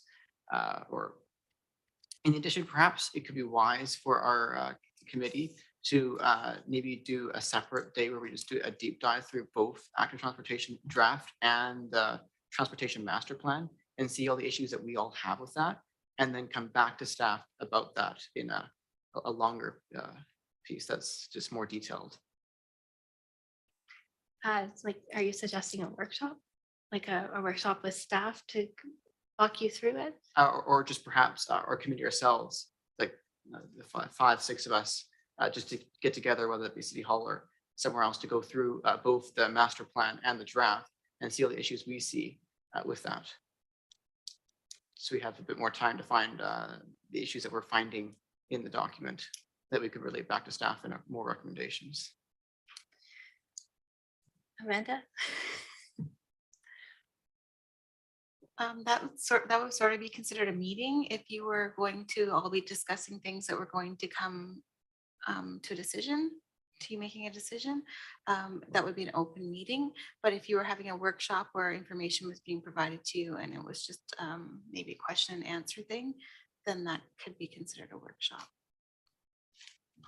And Madam Chair, if I could just clarify, the active transportation network plan is meant to inform the update to the transportation master plan. So really, the hope is that we can get the active transportation network plan finalized, and then that would go into new policy options that would come forward to committee and council as part of the transportation master plan update. Okay, so yeah, I don't think we can finalize it. Sorry, I was just trying to, I'm pretty sure that this diagram here, I'm pretty sure that is actually in the active transportation network plan document as well. Like this, the cross section here that I was, so if this is updated or if changed in whatever way, it would automatically, are you saying it would automatically change in the master transportation plan? Thank you. So this cross section is one that was developed some years ago as part of the current transportation master plan, and it was reflected in the active transportation network plan just as a reference to the existing policy. It by no means restricts us to applying that exact cross section to a roadway. We're looking at that being something that's just shown for the purposes of helping people understand what would go into that potential road design. Okay. I'm just gonna let Stefan. Thank you. Go ahead. Yeah, I have a whole bunch of comments or questions, but I'll just try and go quickly. First, I don't know, whatever we decide here today, I want to make sure that we're not going to do anything. Ideally, we wouldn't do anything to slow things down. I again, new to the community, but I've seen improvements literally every week, every month to the infrastructure that I enjoy every day. And I don't want that to slow down because we're a new committee that I think we're supposed to make things move quickly. So that's comment number one. On this recommended cross section, I think this is a good example of like, if this was your recommended, it's already in plans, it's probably informed by best practices well beyond this group, BC standards, et cetera, et cetera. I would see, yes, if we want to do Machoshan Road, if we want to do Veterans Memorial this way, it'll cost us $21 million. Recommendation one. Recommendation two, we're going to, try the flexibility that everyone has been talking about, and we've got something that would cost $14 million, but it would compromise here, here, and here. I think those would be the types of things that would allow you guys to continue to keep moving forward, and would also allow, whether it's the committee or probably more likely a decision like that should be made to council, they would have this sort of clear, we made the compromises here.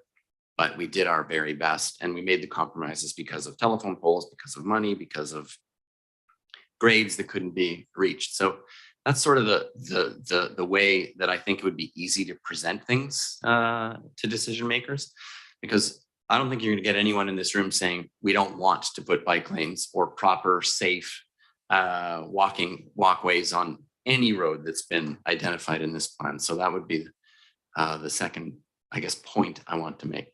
I don't believe I have a question. I believe I've talked enough right at this moment, but so I'll just turn my mic off. Madam Chair, if I could just add, that is exactly the approach that our engineering team has taken in terms of bringing forward a design at an early stage, and to get affirmation from council where there has been deviations from the standard. Go ahead. I have something I think the committee here would like, maybe would be a value to see. Can I share it with, to put it up? Is it a sketch of a cross section, like a cross section draft that I presented to people at my school, and a lot of youth very much would rather see this version over the version that I also showed them that Colwood has. Yeah.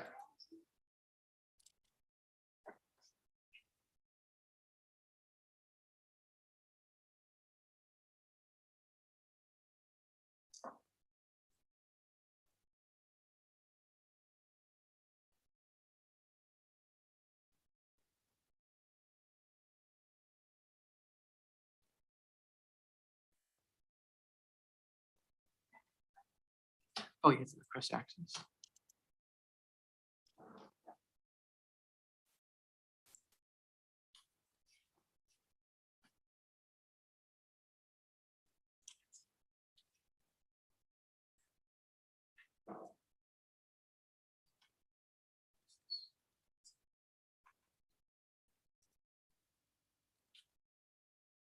I shared it.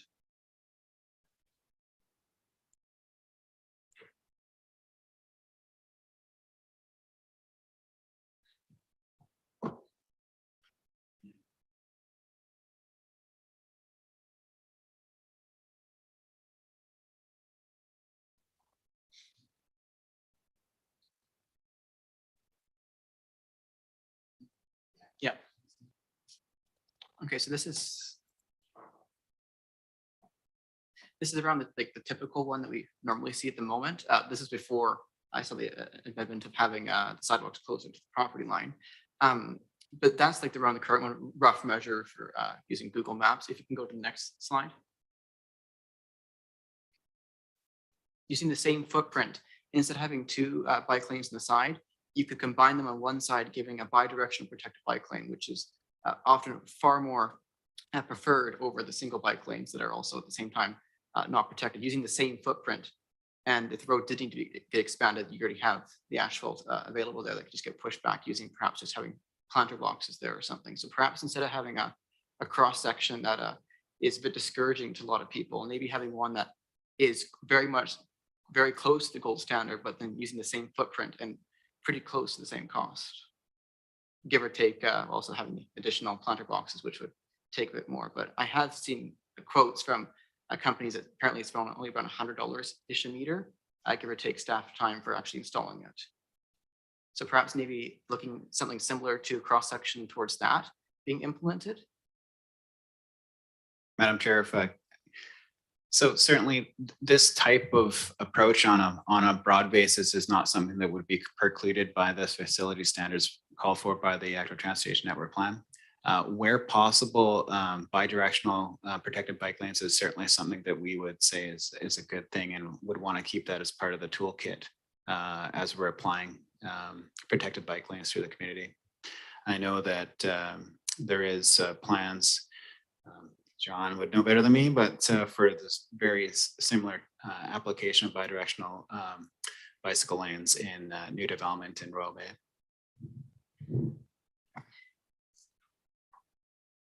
Okay, I think that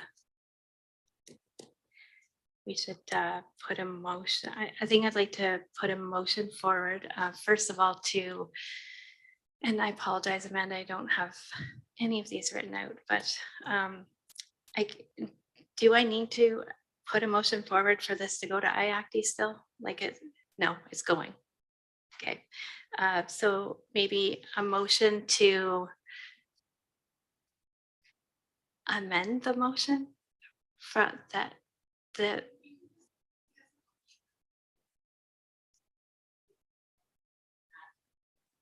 okay, so the first one was I was going to refer to Mayor Kobayashi's last motion last term, and I don't have the number of it or anything, but it was regards to moving sidewalks back to the property line right away on arterial roads, and also add collector roads when possible. Okay, and if so, you just needs to have added collector roads and when possible, and I guess when not possible, just needs to come back to council, or I'm not sure how that motion was originally worded. Okay, and do we need to? So I put that motion. Do you want to do them all separately? Like so I can for people to, yeah. Okay, so so the original motion was, and I can try and find something to what it was sort of, but basically it was that anytime that there was specific direction that when sidewalks are being designed or constructed on arterial roads, which are like Veterans Memorial, like the big the fast roads and streets, that the first option is to situate the sidewalk at the edge of the right of the way. So go back to the property line where they can. And I just like to add collector roads in with that. So that's like Lagoon Road, so that the same sort of thing happens with those roads. So that's my first motion. Does everybody agree, or does anybody have, you second it? Okay, all in favor? Okay, so there's that. And the second, so I'm just not really sure how to do this. I don't want to slow down work. I don't think any of us do. But I think that the motion, we should have a motion for staff to look at the different considerations that have been brought forward tonight about how the design of the sidewalk, the bike lane, the dividers, and that sort of thing should happen. Thank you, Madam Chair. I'm just trying to help with potential wording. So could it be something to the effect that the committee recommend the council that wording be added to the draft plan to allow for flexibility with respect to integrating active transportation network in constrained cross sections? Yeah, I get, my concern is just that we already have set measurements, and like ideas here with the fake painted line that doesn't, and my concern for arterial and collector roads are to have the dividers. Without them, it just doesn't seem safe. So I just don't know. I mean, I guess we could go with like for the plan to be adopted for the continuance of master planning purposes, but that staff will bring back a report or bring it to council to discuss the design in more specific. I don't know. Sure. Sorry. Yeah, I think really, thank you for those questions. Because it is a bit awkward in that we've got a new committee, we've got people who want to contribute, but we've got a document that represents the end of a 2-year process that's involved hundreds of people and stakeholders and a lot of money from the city to pay for that process. So I think we're looking for specific improvements to the current draft. That's not to say that this draft is set in stone once it's done and dusted with respect to council. We always bring back opportunities to improve plans. So it doesn't have to be the end of things tonight. if committee sees there being some issues as it results in implementation of the plan in the near term, by all means, we can revisit it. So I guess my two suggestions would be that if there's any specific improvements that the committee sees right now, we're happy to take that recommendation forward to council and make those changes. And then secondly, if there's any improvements that we as staff or the committee foresee needing to be made by the document, we'll embrace that moving forward. Yeah, I think my major concern is that the current council does not fully support the master transportation plan as it currently is, which affects the active transportation plan. And so I think that needs to be addressed. And this committee has given two different options of how these designs could happen in regards to the size of sidewalks and the widths of, and whether they're protected or not. So I think that the motion could be that you just continue on with the way that you have been, and that this goes to council as a recommendation, or it goes to, I'm just not sure, do we make a recommendation to council or do we make a recommendation to staff to come up with a report to council? Yeah, so that this would go to council as a couple different recommendations of how the design would happen, or how we're proposing the design go forward. Madam Chair, are you making specific reference to the cross section that was on that? Yes. Yeah, so that cross section will be reviewed as part of the transportation master plan update. That update is going to be informed as it relates to facility standards for active transportation infrastructure. That'll go into that update. The committee and council can review how staff has synthesized that in the draft transportation master plan and then provide feedback at that time, including on those cross sections. So that's all to come as part of the transportation master plan update. And certainly if that process results in changes that would require us to go back to the active transportation network plan, that we would do that. But the master transportation plan isn't coming to this committee, is it? The transportation master plan, I think it would be up to. Well, under the new, what we're doing now, I'm quite certain that council's going to ask the committee to review that prior to these committees being enacted. That wasn't the plan, was to go directly to council, right? But now that there's a committee, I'm quite certain that council will suggest that it goes to committee first.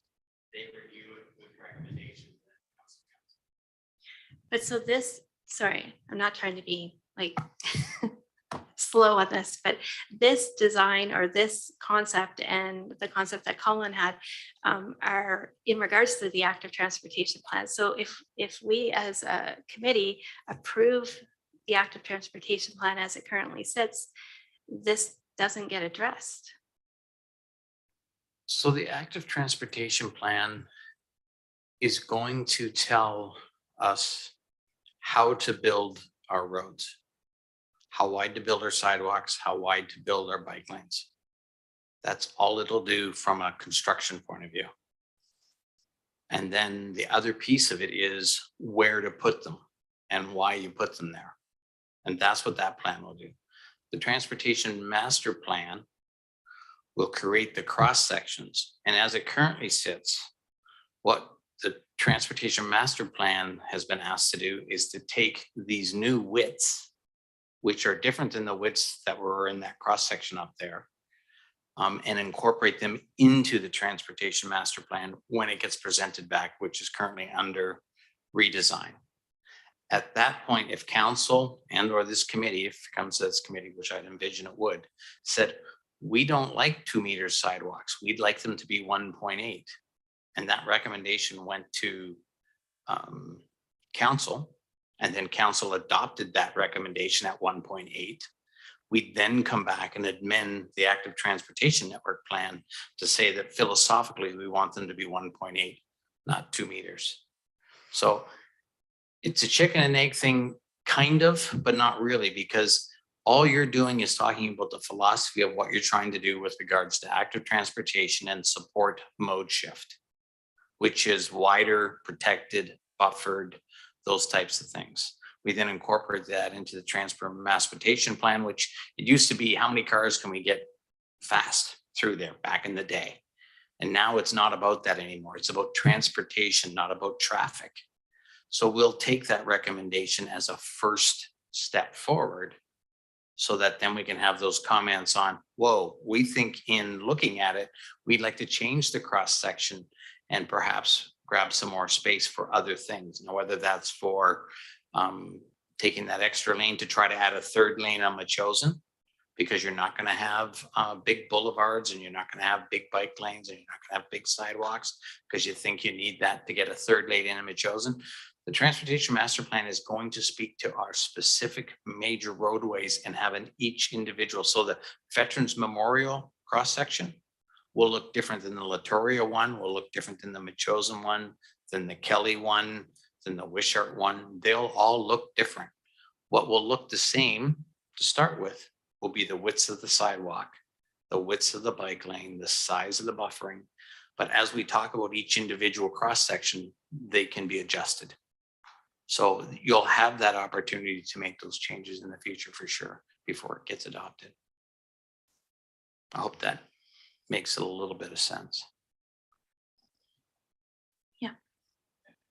Apologies, to clarify that cross section that was referenced earlier is not in the transportation, or not in the active transportation network plan. There are references to facility types. So painted bike lane, there is an image there to show, just to describe what that facility looks like. It doesn't have the widths that was shown in that previous diagram coming from the existing to be updated transportation master plan. Go ahead. Just wanted to briefly, thank you, Ian. Just quickly address that. I understand that it's for illustration purposes. Is it possible to get that cross-reference just brought back up onto the screen? My recommendation and suggestion would be to flip the buffered bike lane with the parking and boulevard. Just basically flip those two. As it stands, if you recall, the pedestrian, the sidewalk had previous to that one. So so you can see there's, oh no, it was the one from the city from the from Mr. Bourhill's illustration.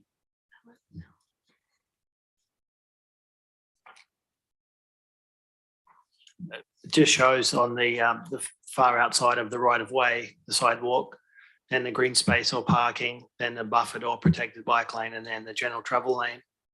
So my recommendation would be just simply flip the bike lane with the green space or parking, similar to on Latoria Road. We've got parking protected bike lane. As you've all mentioned, it's a recommendation, and each artery is going to be, it's going to be different, but that's a really basic and simple way of just protecting active travelers that are using the bike lane, whether they're rolling or riding. Just flip the parking and the boulevard, and you've got protection for the active travelers. I'm not sure how that affects emergency services for a clear way or that sort of thing, but that's what would have loved to have seen on Ryder Heshtall Way. No, sorry, Latoria. Yeah, different. Latoria is it changes. So there's parking protection, and then there's also buffered sort of along the same section. But yeah, that was my addition there. Thank you. Go ahead.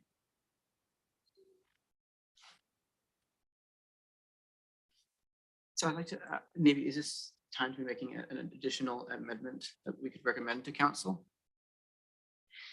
Because an issue I had, which has also been brought to me by people at my school, is when you have, say, a sign that says 50 kilometers, people often do a lot more than that.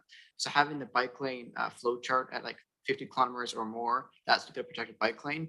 often that also means those roads people are doing like 60 or 70. So perhaps reducing that number to say, instead of 50 having it say 40, then that will brings the standard quite a lot higher, because people do a lot faster than the signs actually say, which really skew the numbers when a car actually hits someone. Because if it's 50, it's a lot less than say if you got hit at 70 kilometers or chance of being seriously injured or dying. So perhaps my recommendation to council would to perhaps amend the 50 kilometers an hour to 40 kilometers an hour, to include the fact that people don't do the suggested or more like maximum speed limit that's shown. Madam Chair. Excellent comment. We've actually proposed that higher than 50 km/h to be the actual vehicle speed that's driven. We're quite lucky in Colwood to have a network of sensors that can tell us real time what the vehicle speeds look like. And you're right, a lot of roads that are posted at 50 are being driven higher than that. And so we're proposing the actual speeds that are achieved on the roads be dictating that criteria as opposed to the posted speed.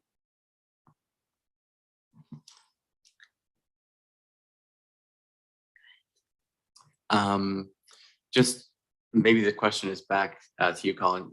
And it was, I think, a procedural thing.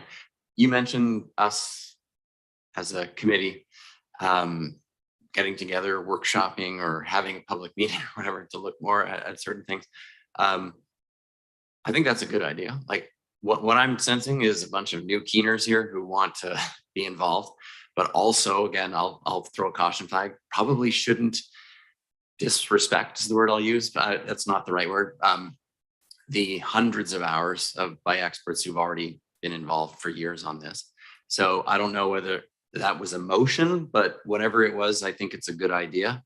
And again, because as far as I know, this committee only meets quarterly. And so I can't speak for everyone here, but I could participate more often than that. But if we only meet quarterly, then you're not going to see us again for another 3 months. And at that time, hopefully a million things also haven't changed as such. So again, two things, whatever that was, whether it was a motion or not, I think it's a good idea, just so we're more familiar with all the terminology and we're all on the same page. And then the second thing is, however we structure these meetings today and the next one is, I guess we have to have amendments that are realistic for, being every 3 months or so, because that's our next formal time. So that's my comment or motion, whatever. Yeah, so I don't know if we need to make a motion to have a workshop, but it would be a workshop, I guess, and have staff. Madam Chair, I've just got a suggested wording. If this has been something that's come out in the past with other committees. So the committee might want to consider a motion that recommended to council that staff be directed to facilitate a workshop that would provide an overview of past, current, and future active transportation projects and initiatives. And so that's the kind of thing we could you could advance to council for staff direction. Did you get that, Amanda? That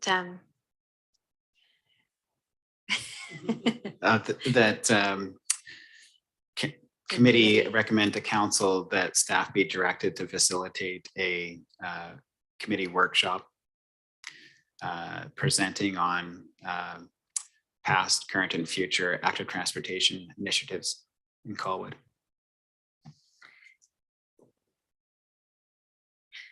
And I guess to resolve this, I guess that the committee, the motion could be that the committee approve this for master planning purposes, and that I guess that other issues will be, I don't know how to word this, that the issues or the different designs will be discussed or when the master transportation plan comes forward.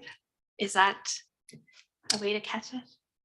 Certainly, I think that the committee can trust that that will be implicit in the process to create a transportation master plan, that there will be opportunities for committee and council to review the draft that comes forward. So I would suggest that that's not necessary to make that motion, but certainly if committee wanted to emphasize that requirement, it is within your. Okay, because the other motion is to like adopt this master planning, adopt the plan tonight as is. Thank you. Yes, the staff recommendation is that the draft active transportation network plan be endorsed for the purposes of master planning. As a draft. Oh, yeah. So if we amend the motion to say that the active transportation committee consider recommending to council. You can delete the word consider. Yeah. Okay. Consider the active transportation committee recommend that the draft 2023 Colwood active transportation network plan be adopted for master planning purposes. Let's have it get a seconder. Okay. Is everybody in favor? All in favor? I do see some issues with Okay. Can we oppose? Okay. It's draft. the draft will be, this will be amended. Yes. Yes. Okay, then yes, it'll be fine. Okay. And sorry. Just to clarify, so the word draft is describing the plan in its current state. Staff's intention in terms of making the recommendation is that it be adopted as the final document by council. So that's what we're recommending. Just to clarify that point. And that is where my concern is, because that's my concern, because I don't, I think that there's valid questions here with the committee on which way this should be, how big sidewalks should be, how big the spacing should be, you know, if we should be protecting bike lanes and where. And so I'm concerned about adopting that the way it is. I guess a motion would be to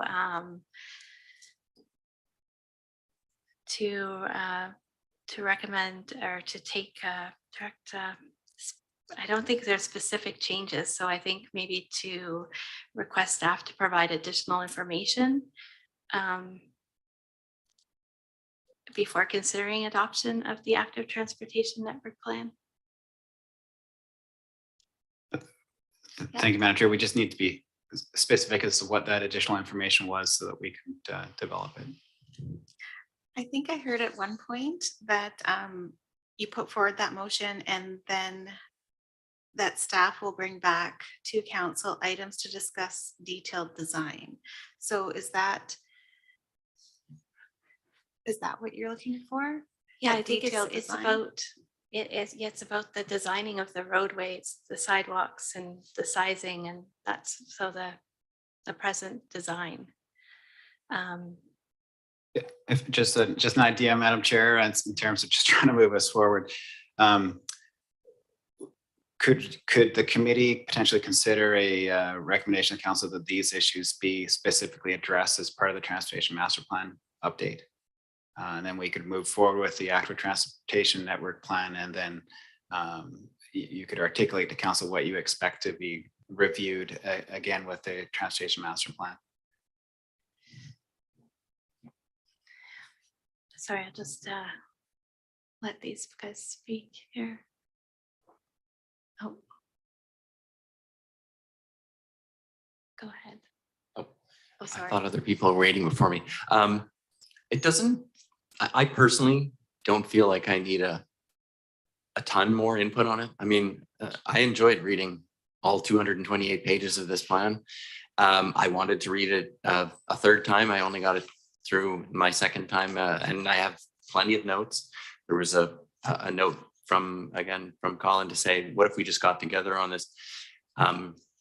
So yeah, it doesn't feel exactly right to say we accept the plan as is, but I also, again, I keep wondering if maybe just one more meeting from now, 3 months from now, we will all review this. I don't know whether that's the same time frame that the transportation master plan gets updated in, and then we see that.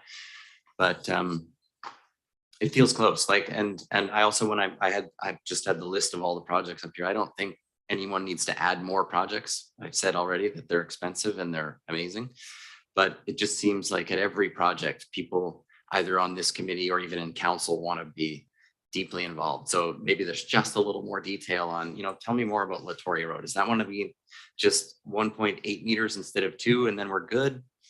So I'm sorry I'm providing a specific example here, but my general feeling, and I'll just finish up with this, is that just a little bit more time familiarizing myself with this plan and cooperating with some of the other people here is all I personally need. So it's close, and from my point of view, and so the motion to accept this plan as a draft felt good, and I was nodding.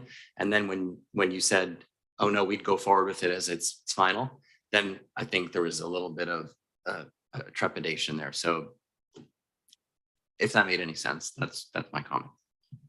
Yeah, thank you. By all means, I didn't mean to throw cold water on the motion that this be put forward as a draft. It's just I wanted to clarify staff's intention.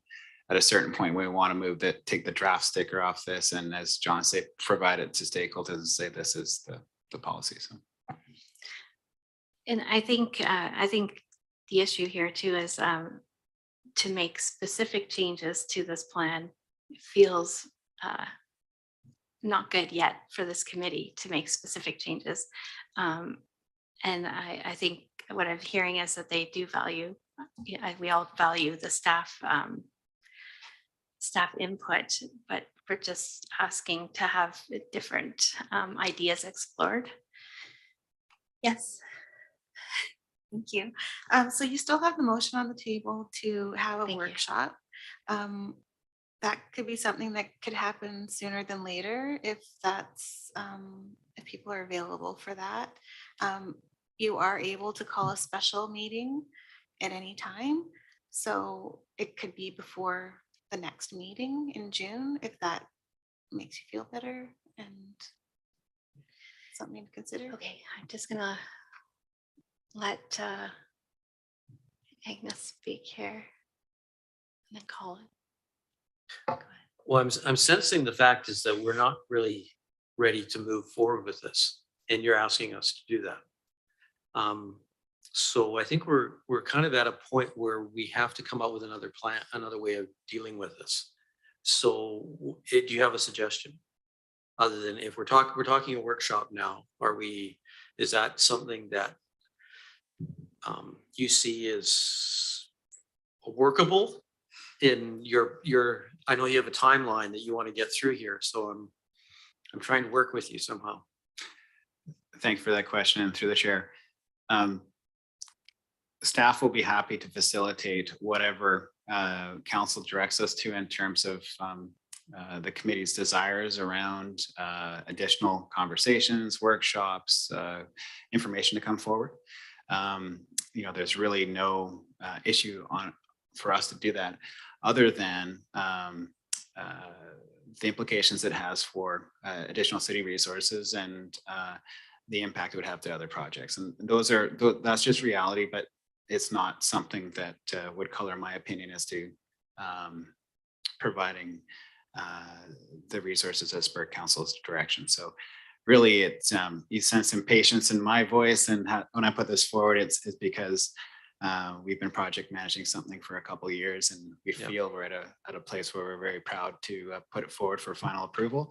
That being said, we're happy to facilitate whatever council directs us to address any community concerns.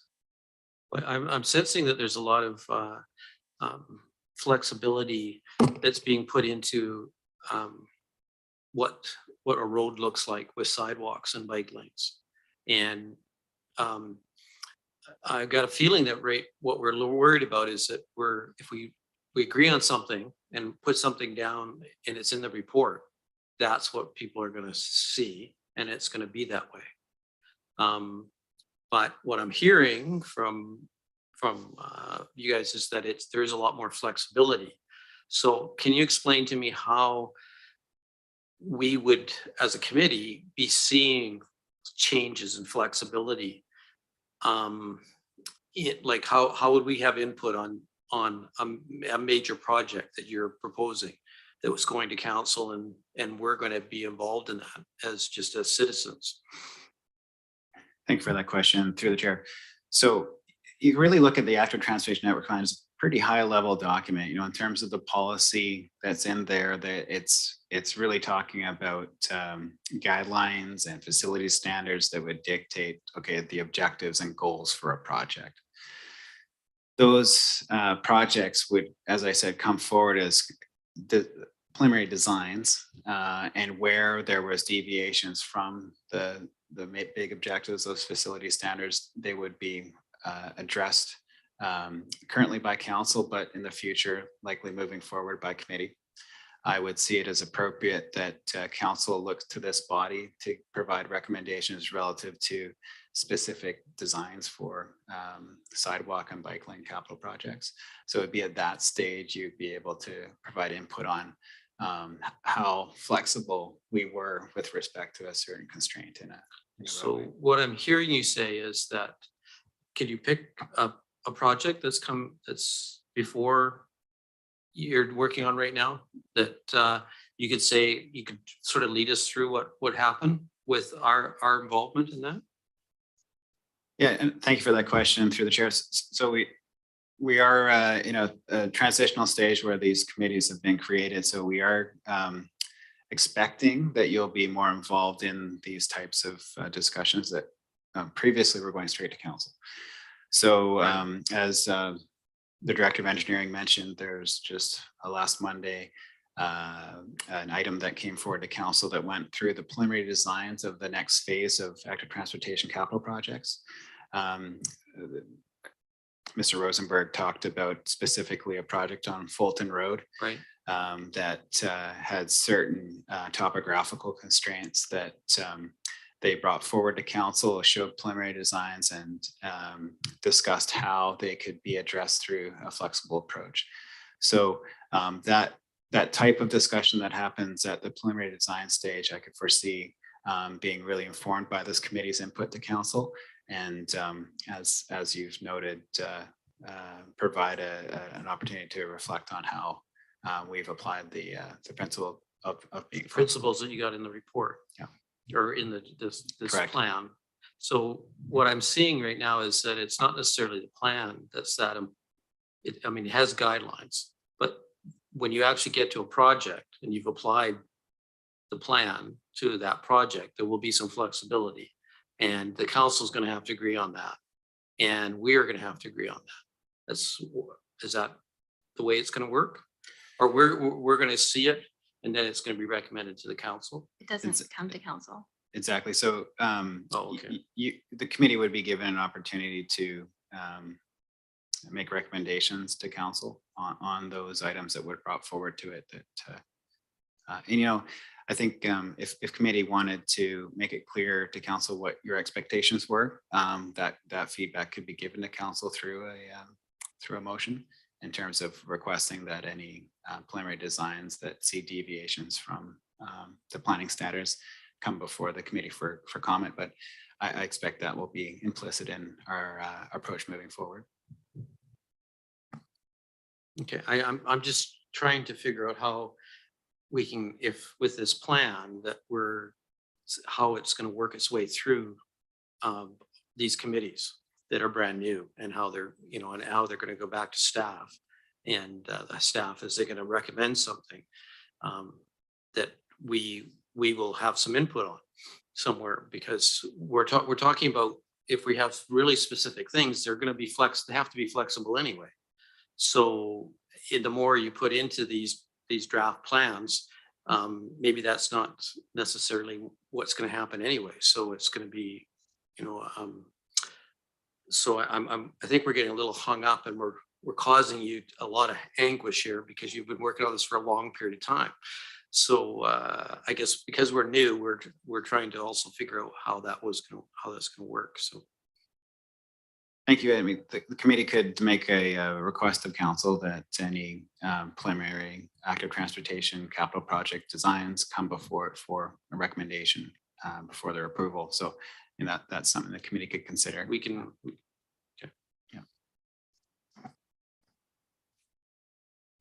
Okay. I'll just let. I don't know how it works. I just wanted to comment on that last part. What happened?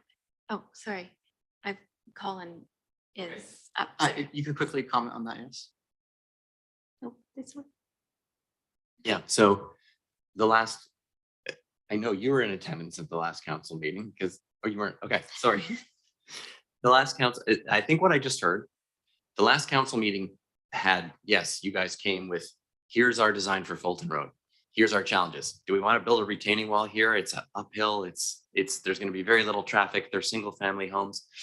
And the council gave feedback like, well, I don't know, not if it's going to be expensive, et cetera, et cetera.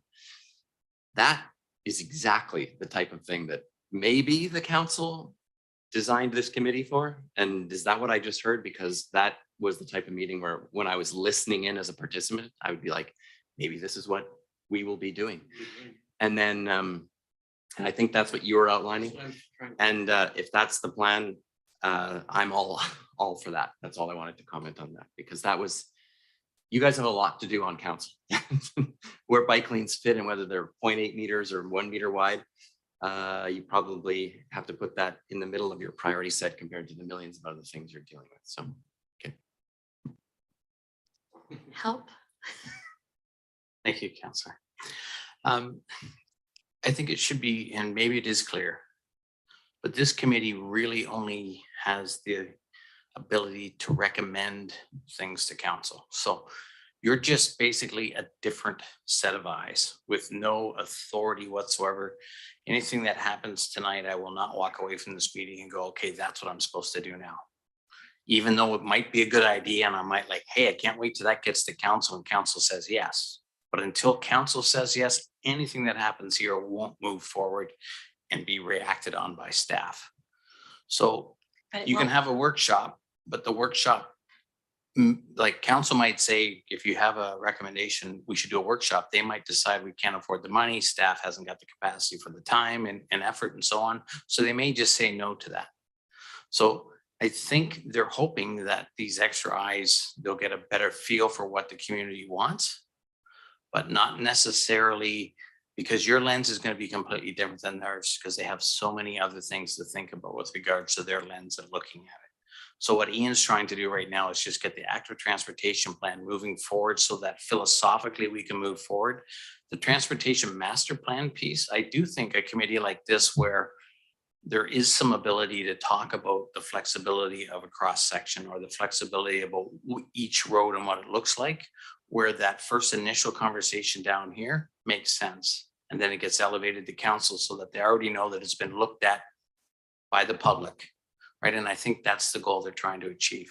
But as far as slowing things down or adding more process, I don't think that's the goal that they're trying to get to. So it really is about just hearing your opinions at certain times. And council will direct staff if we decide, oh, we don't think we need the committee and we go directly to council and we miss that. They'll then send it backwards and go back down and say, no, we think committee should look at that. Because there are going to be some decisions where we don't see that public input is necessary because it's too technical or it's a regulation that can't be changed or altered. So we're not going to bring it back to committee if we can't change it. So I would encourage you to try to accomplish what you're doing, but not slow down the process so that we can try to get a little bit of work done. I don't mean to sound disrespectful to what the committee is trying to do, but it is a public entity where they're just trying to get that public lens, right? Just a couple of extra opinions. All right. And I just want to reiterate though, that if you don't recommend it to go forward to council, that council won't know about it. They're not going to, if you don't make a recommendation to go forward, they're not going to hear about it. They're not going to know about it. They're not going to be able to address it. And yeah, unless they come up with it themselves. So you can go ahead, Colin. Well, yes, there's so much effort and time has been put throughout the years with the community on this. I feel like it's just the report that's being given that we're supposed to recommend that council approves.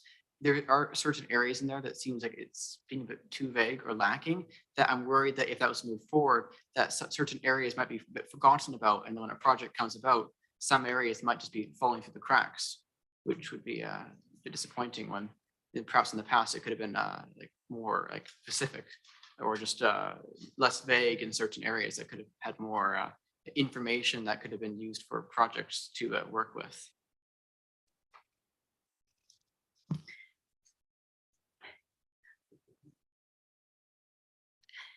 Thank you, Madam Chair. I just wanted to say that I'm satisfied and convinced with Mr. Bourhill's explanation of flexibility.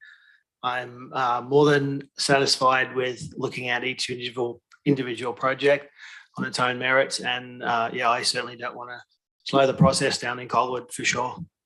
Thank you. Okay, so I guess I guess I will, unless you have a specific motion that you'd like to put forward, Colin. A motion to have the plan, like to have staff look into the idea put forward or what have you. I can just call the regular the motion that's on the table. Right, the draft, The workshop. The Oh, the workshop is workshop, on the yeah. table. So if you want to vote on that right now, we can get that off the table and move forward with the recommendation that was put forward on the agenda. keeping in mind that the workshop is also may not. Okay, so that staff be directed to facilitate an active transportation committee workshop to present current and past active transportation initiatives in Colwood. Yeah, I'm sorry, would you, does somebody, is there a seconder for that motion? Is that, okay. Second it, okay. All in favor? Anyone in favor? Okay. All in favor? No one opposed? No. No opposed? No. And then I guess, so you want to have the workshop. Does anybody have another motion, or do we just go with the motion that the draft active transportation, or sorry, that the active transportation committee consider recommending the draft or adopting the draft 2023 Colwood active transportation network plan for master planning purposes, or however it's written here. That the active transportation committee recommend that the draft 2023 Colwood active transportation network plan be adopted for master planning purposes. That's the motion. Is there a seconder? All those in favor? All those opposed?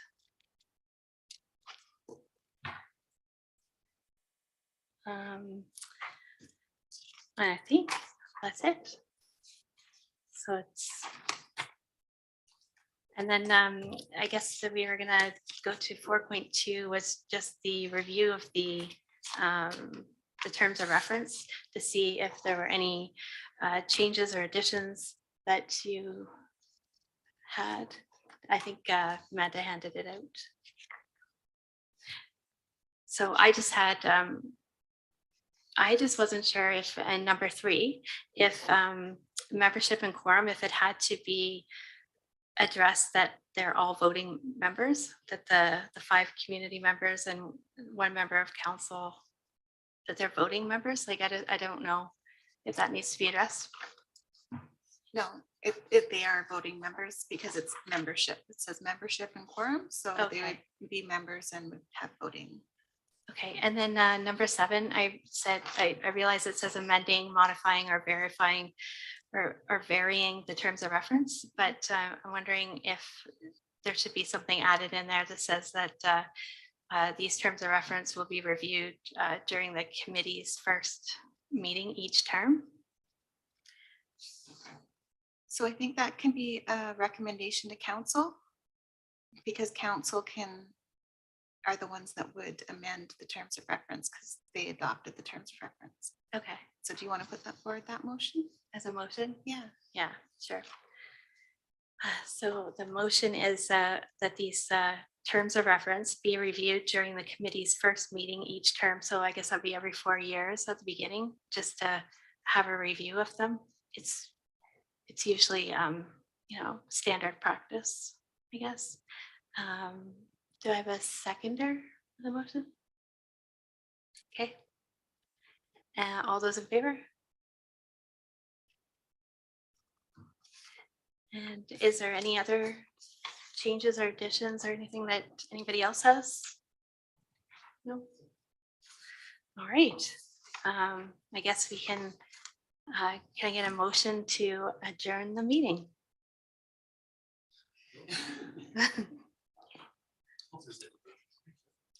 Okay, that's great. Done. Thank you all for coming tonight. Thank you.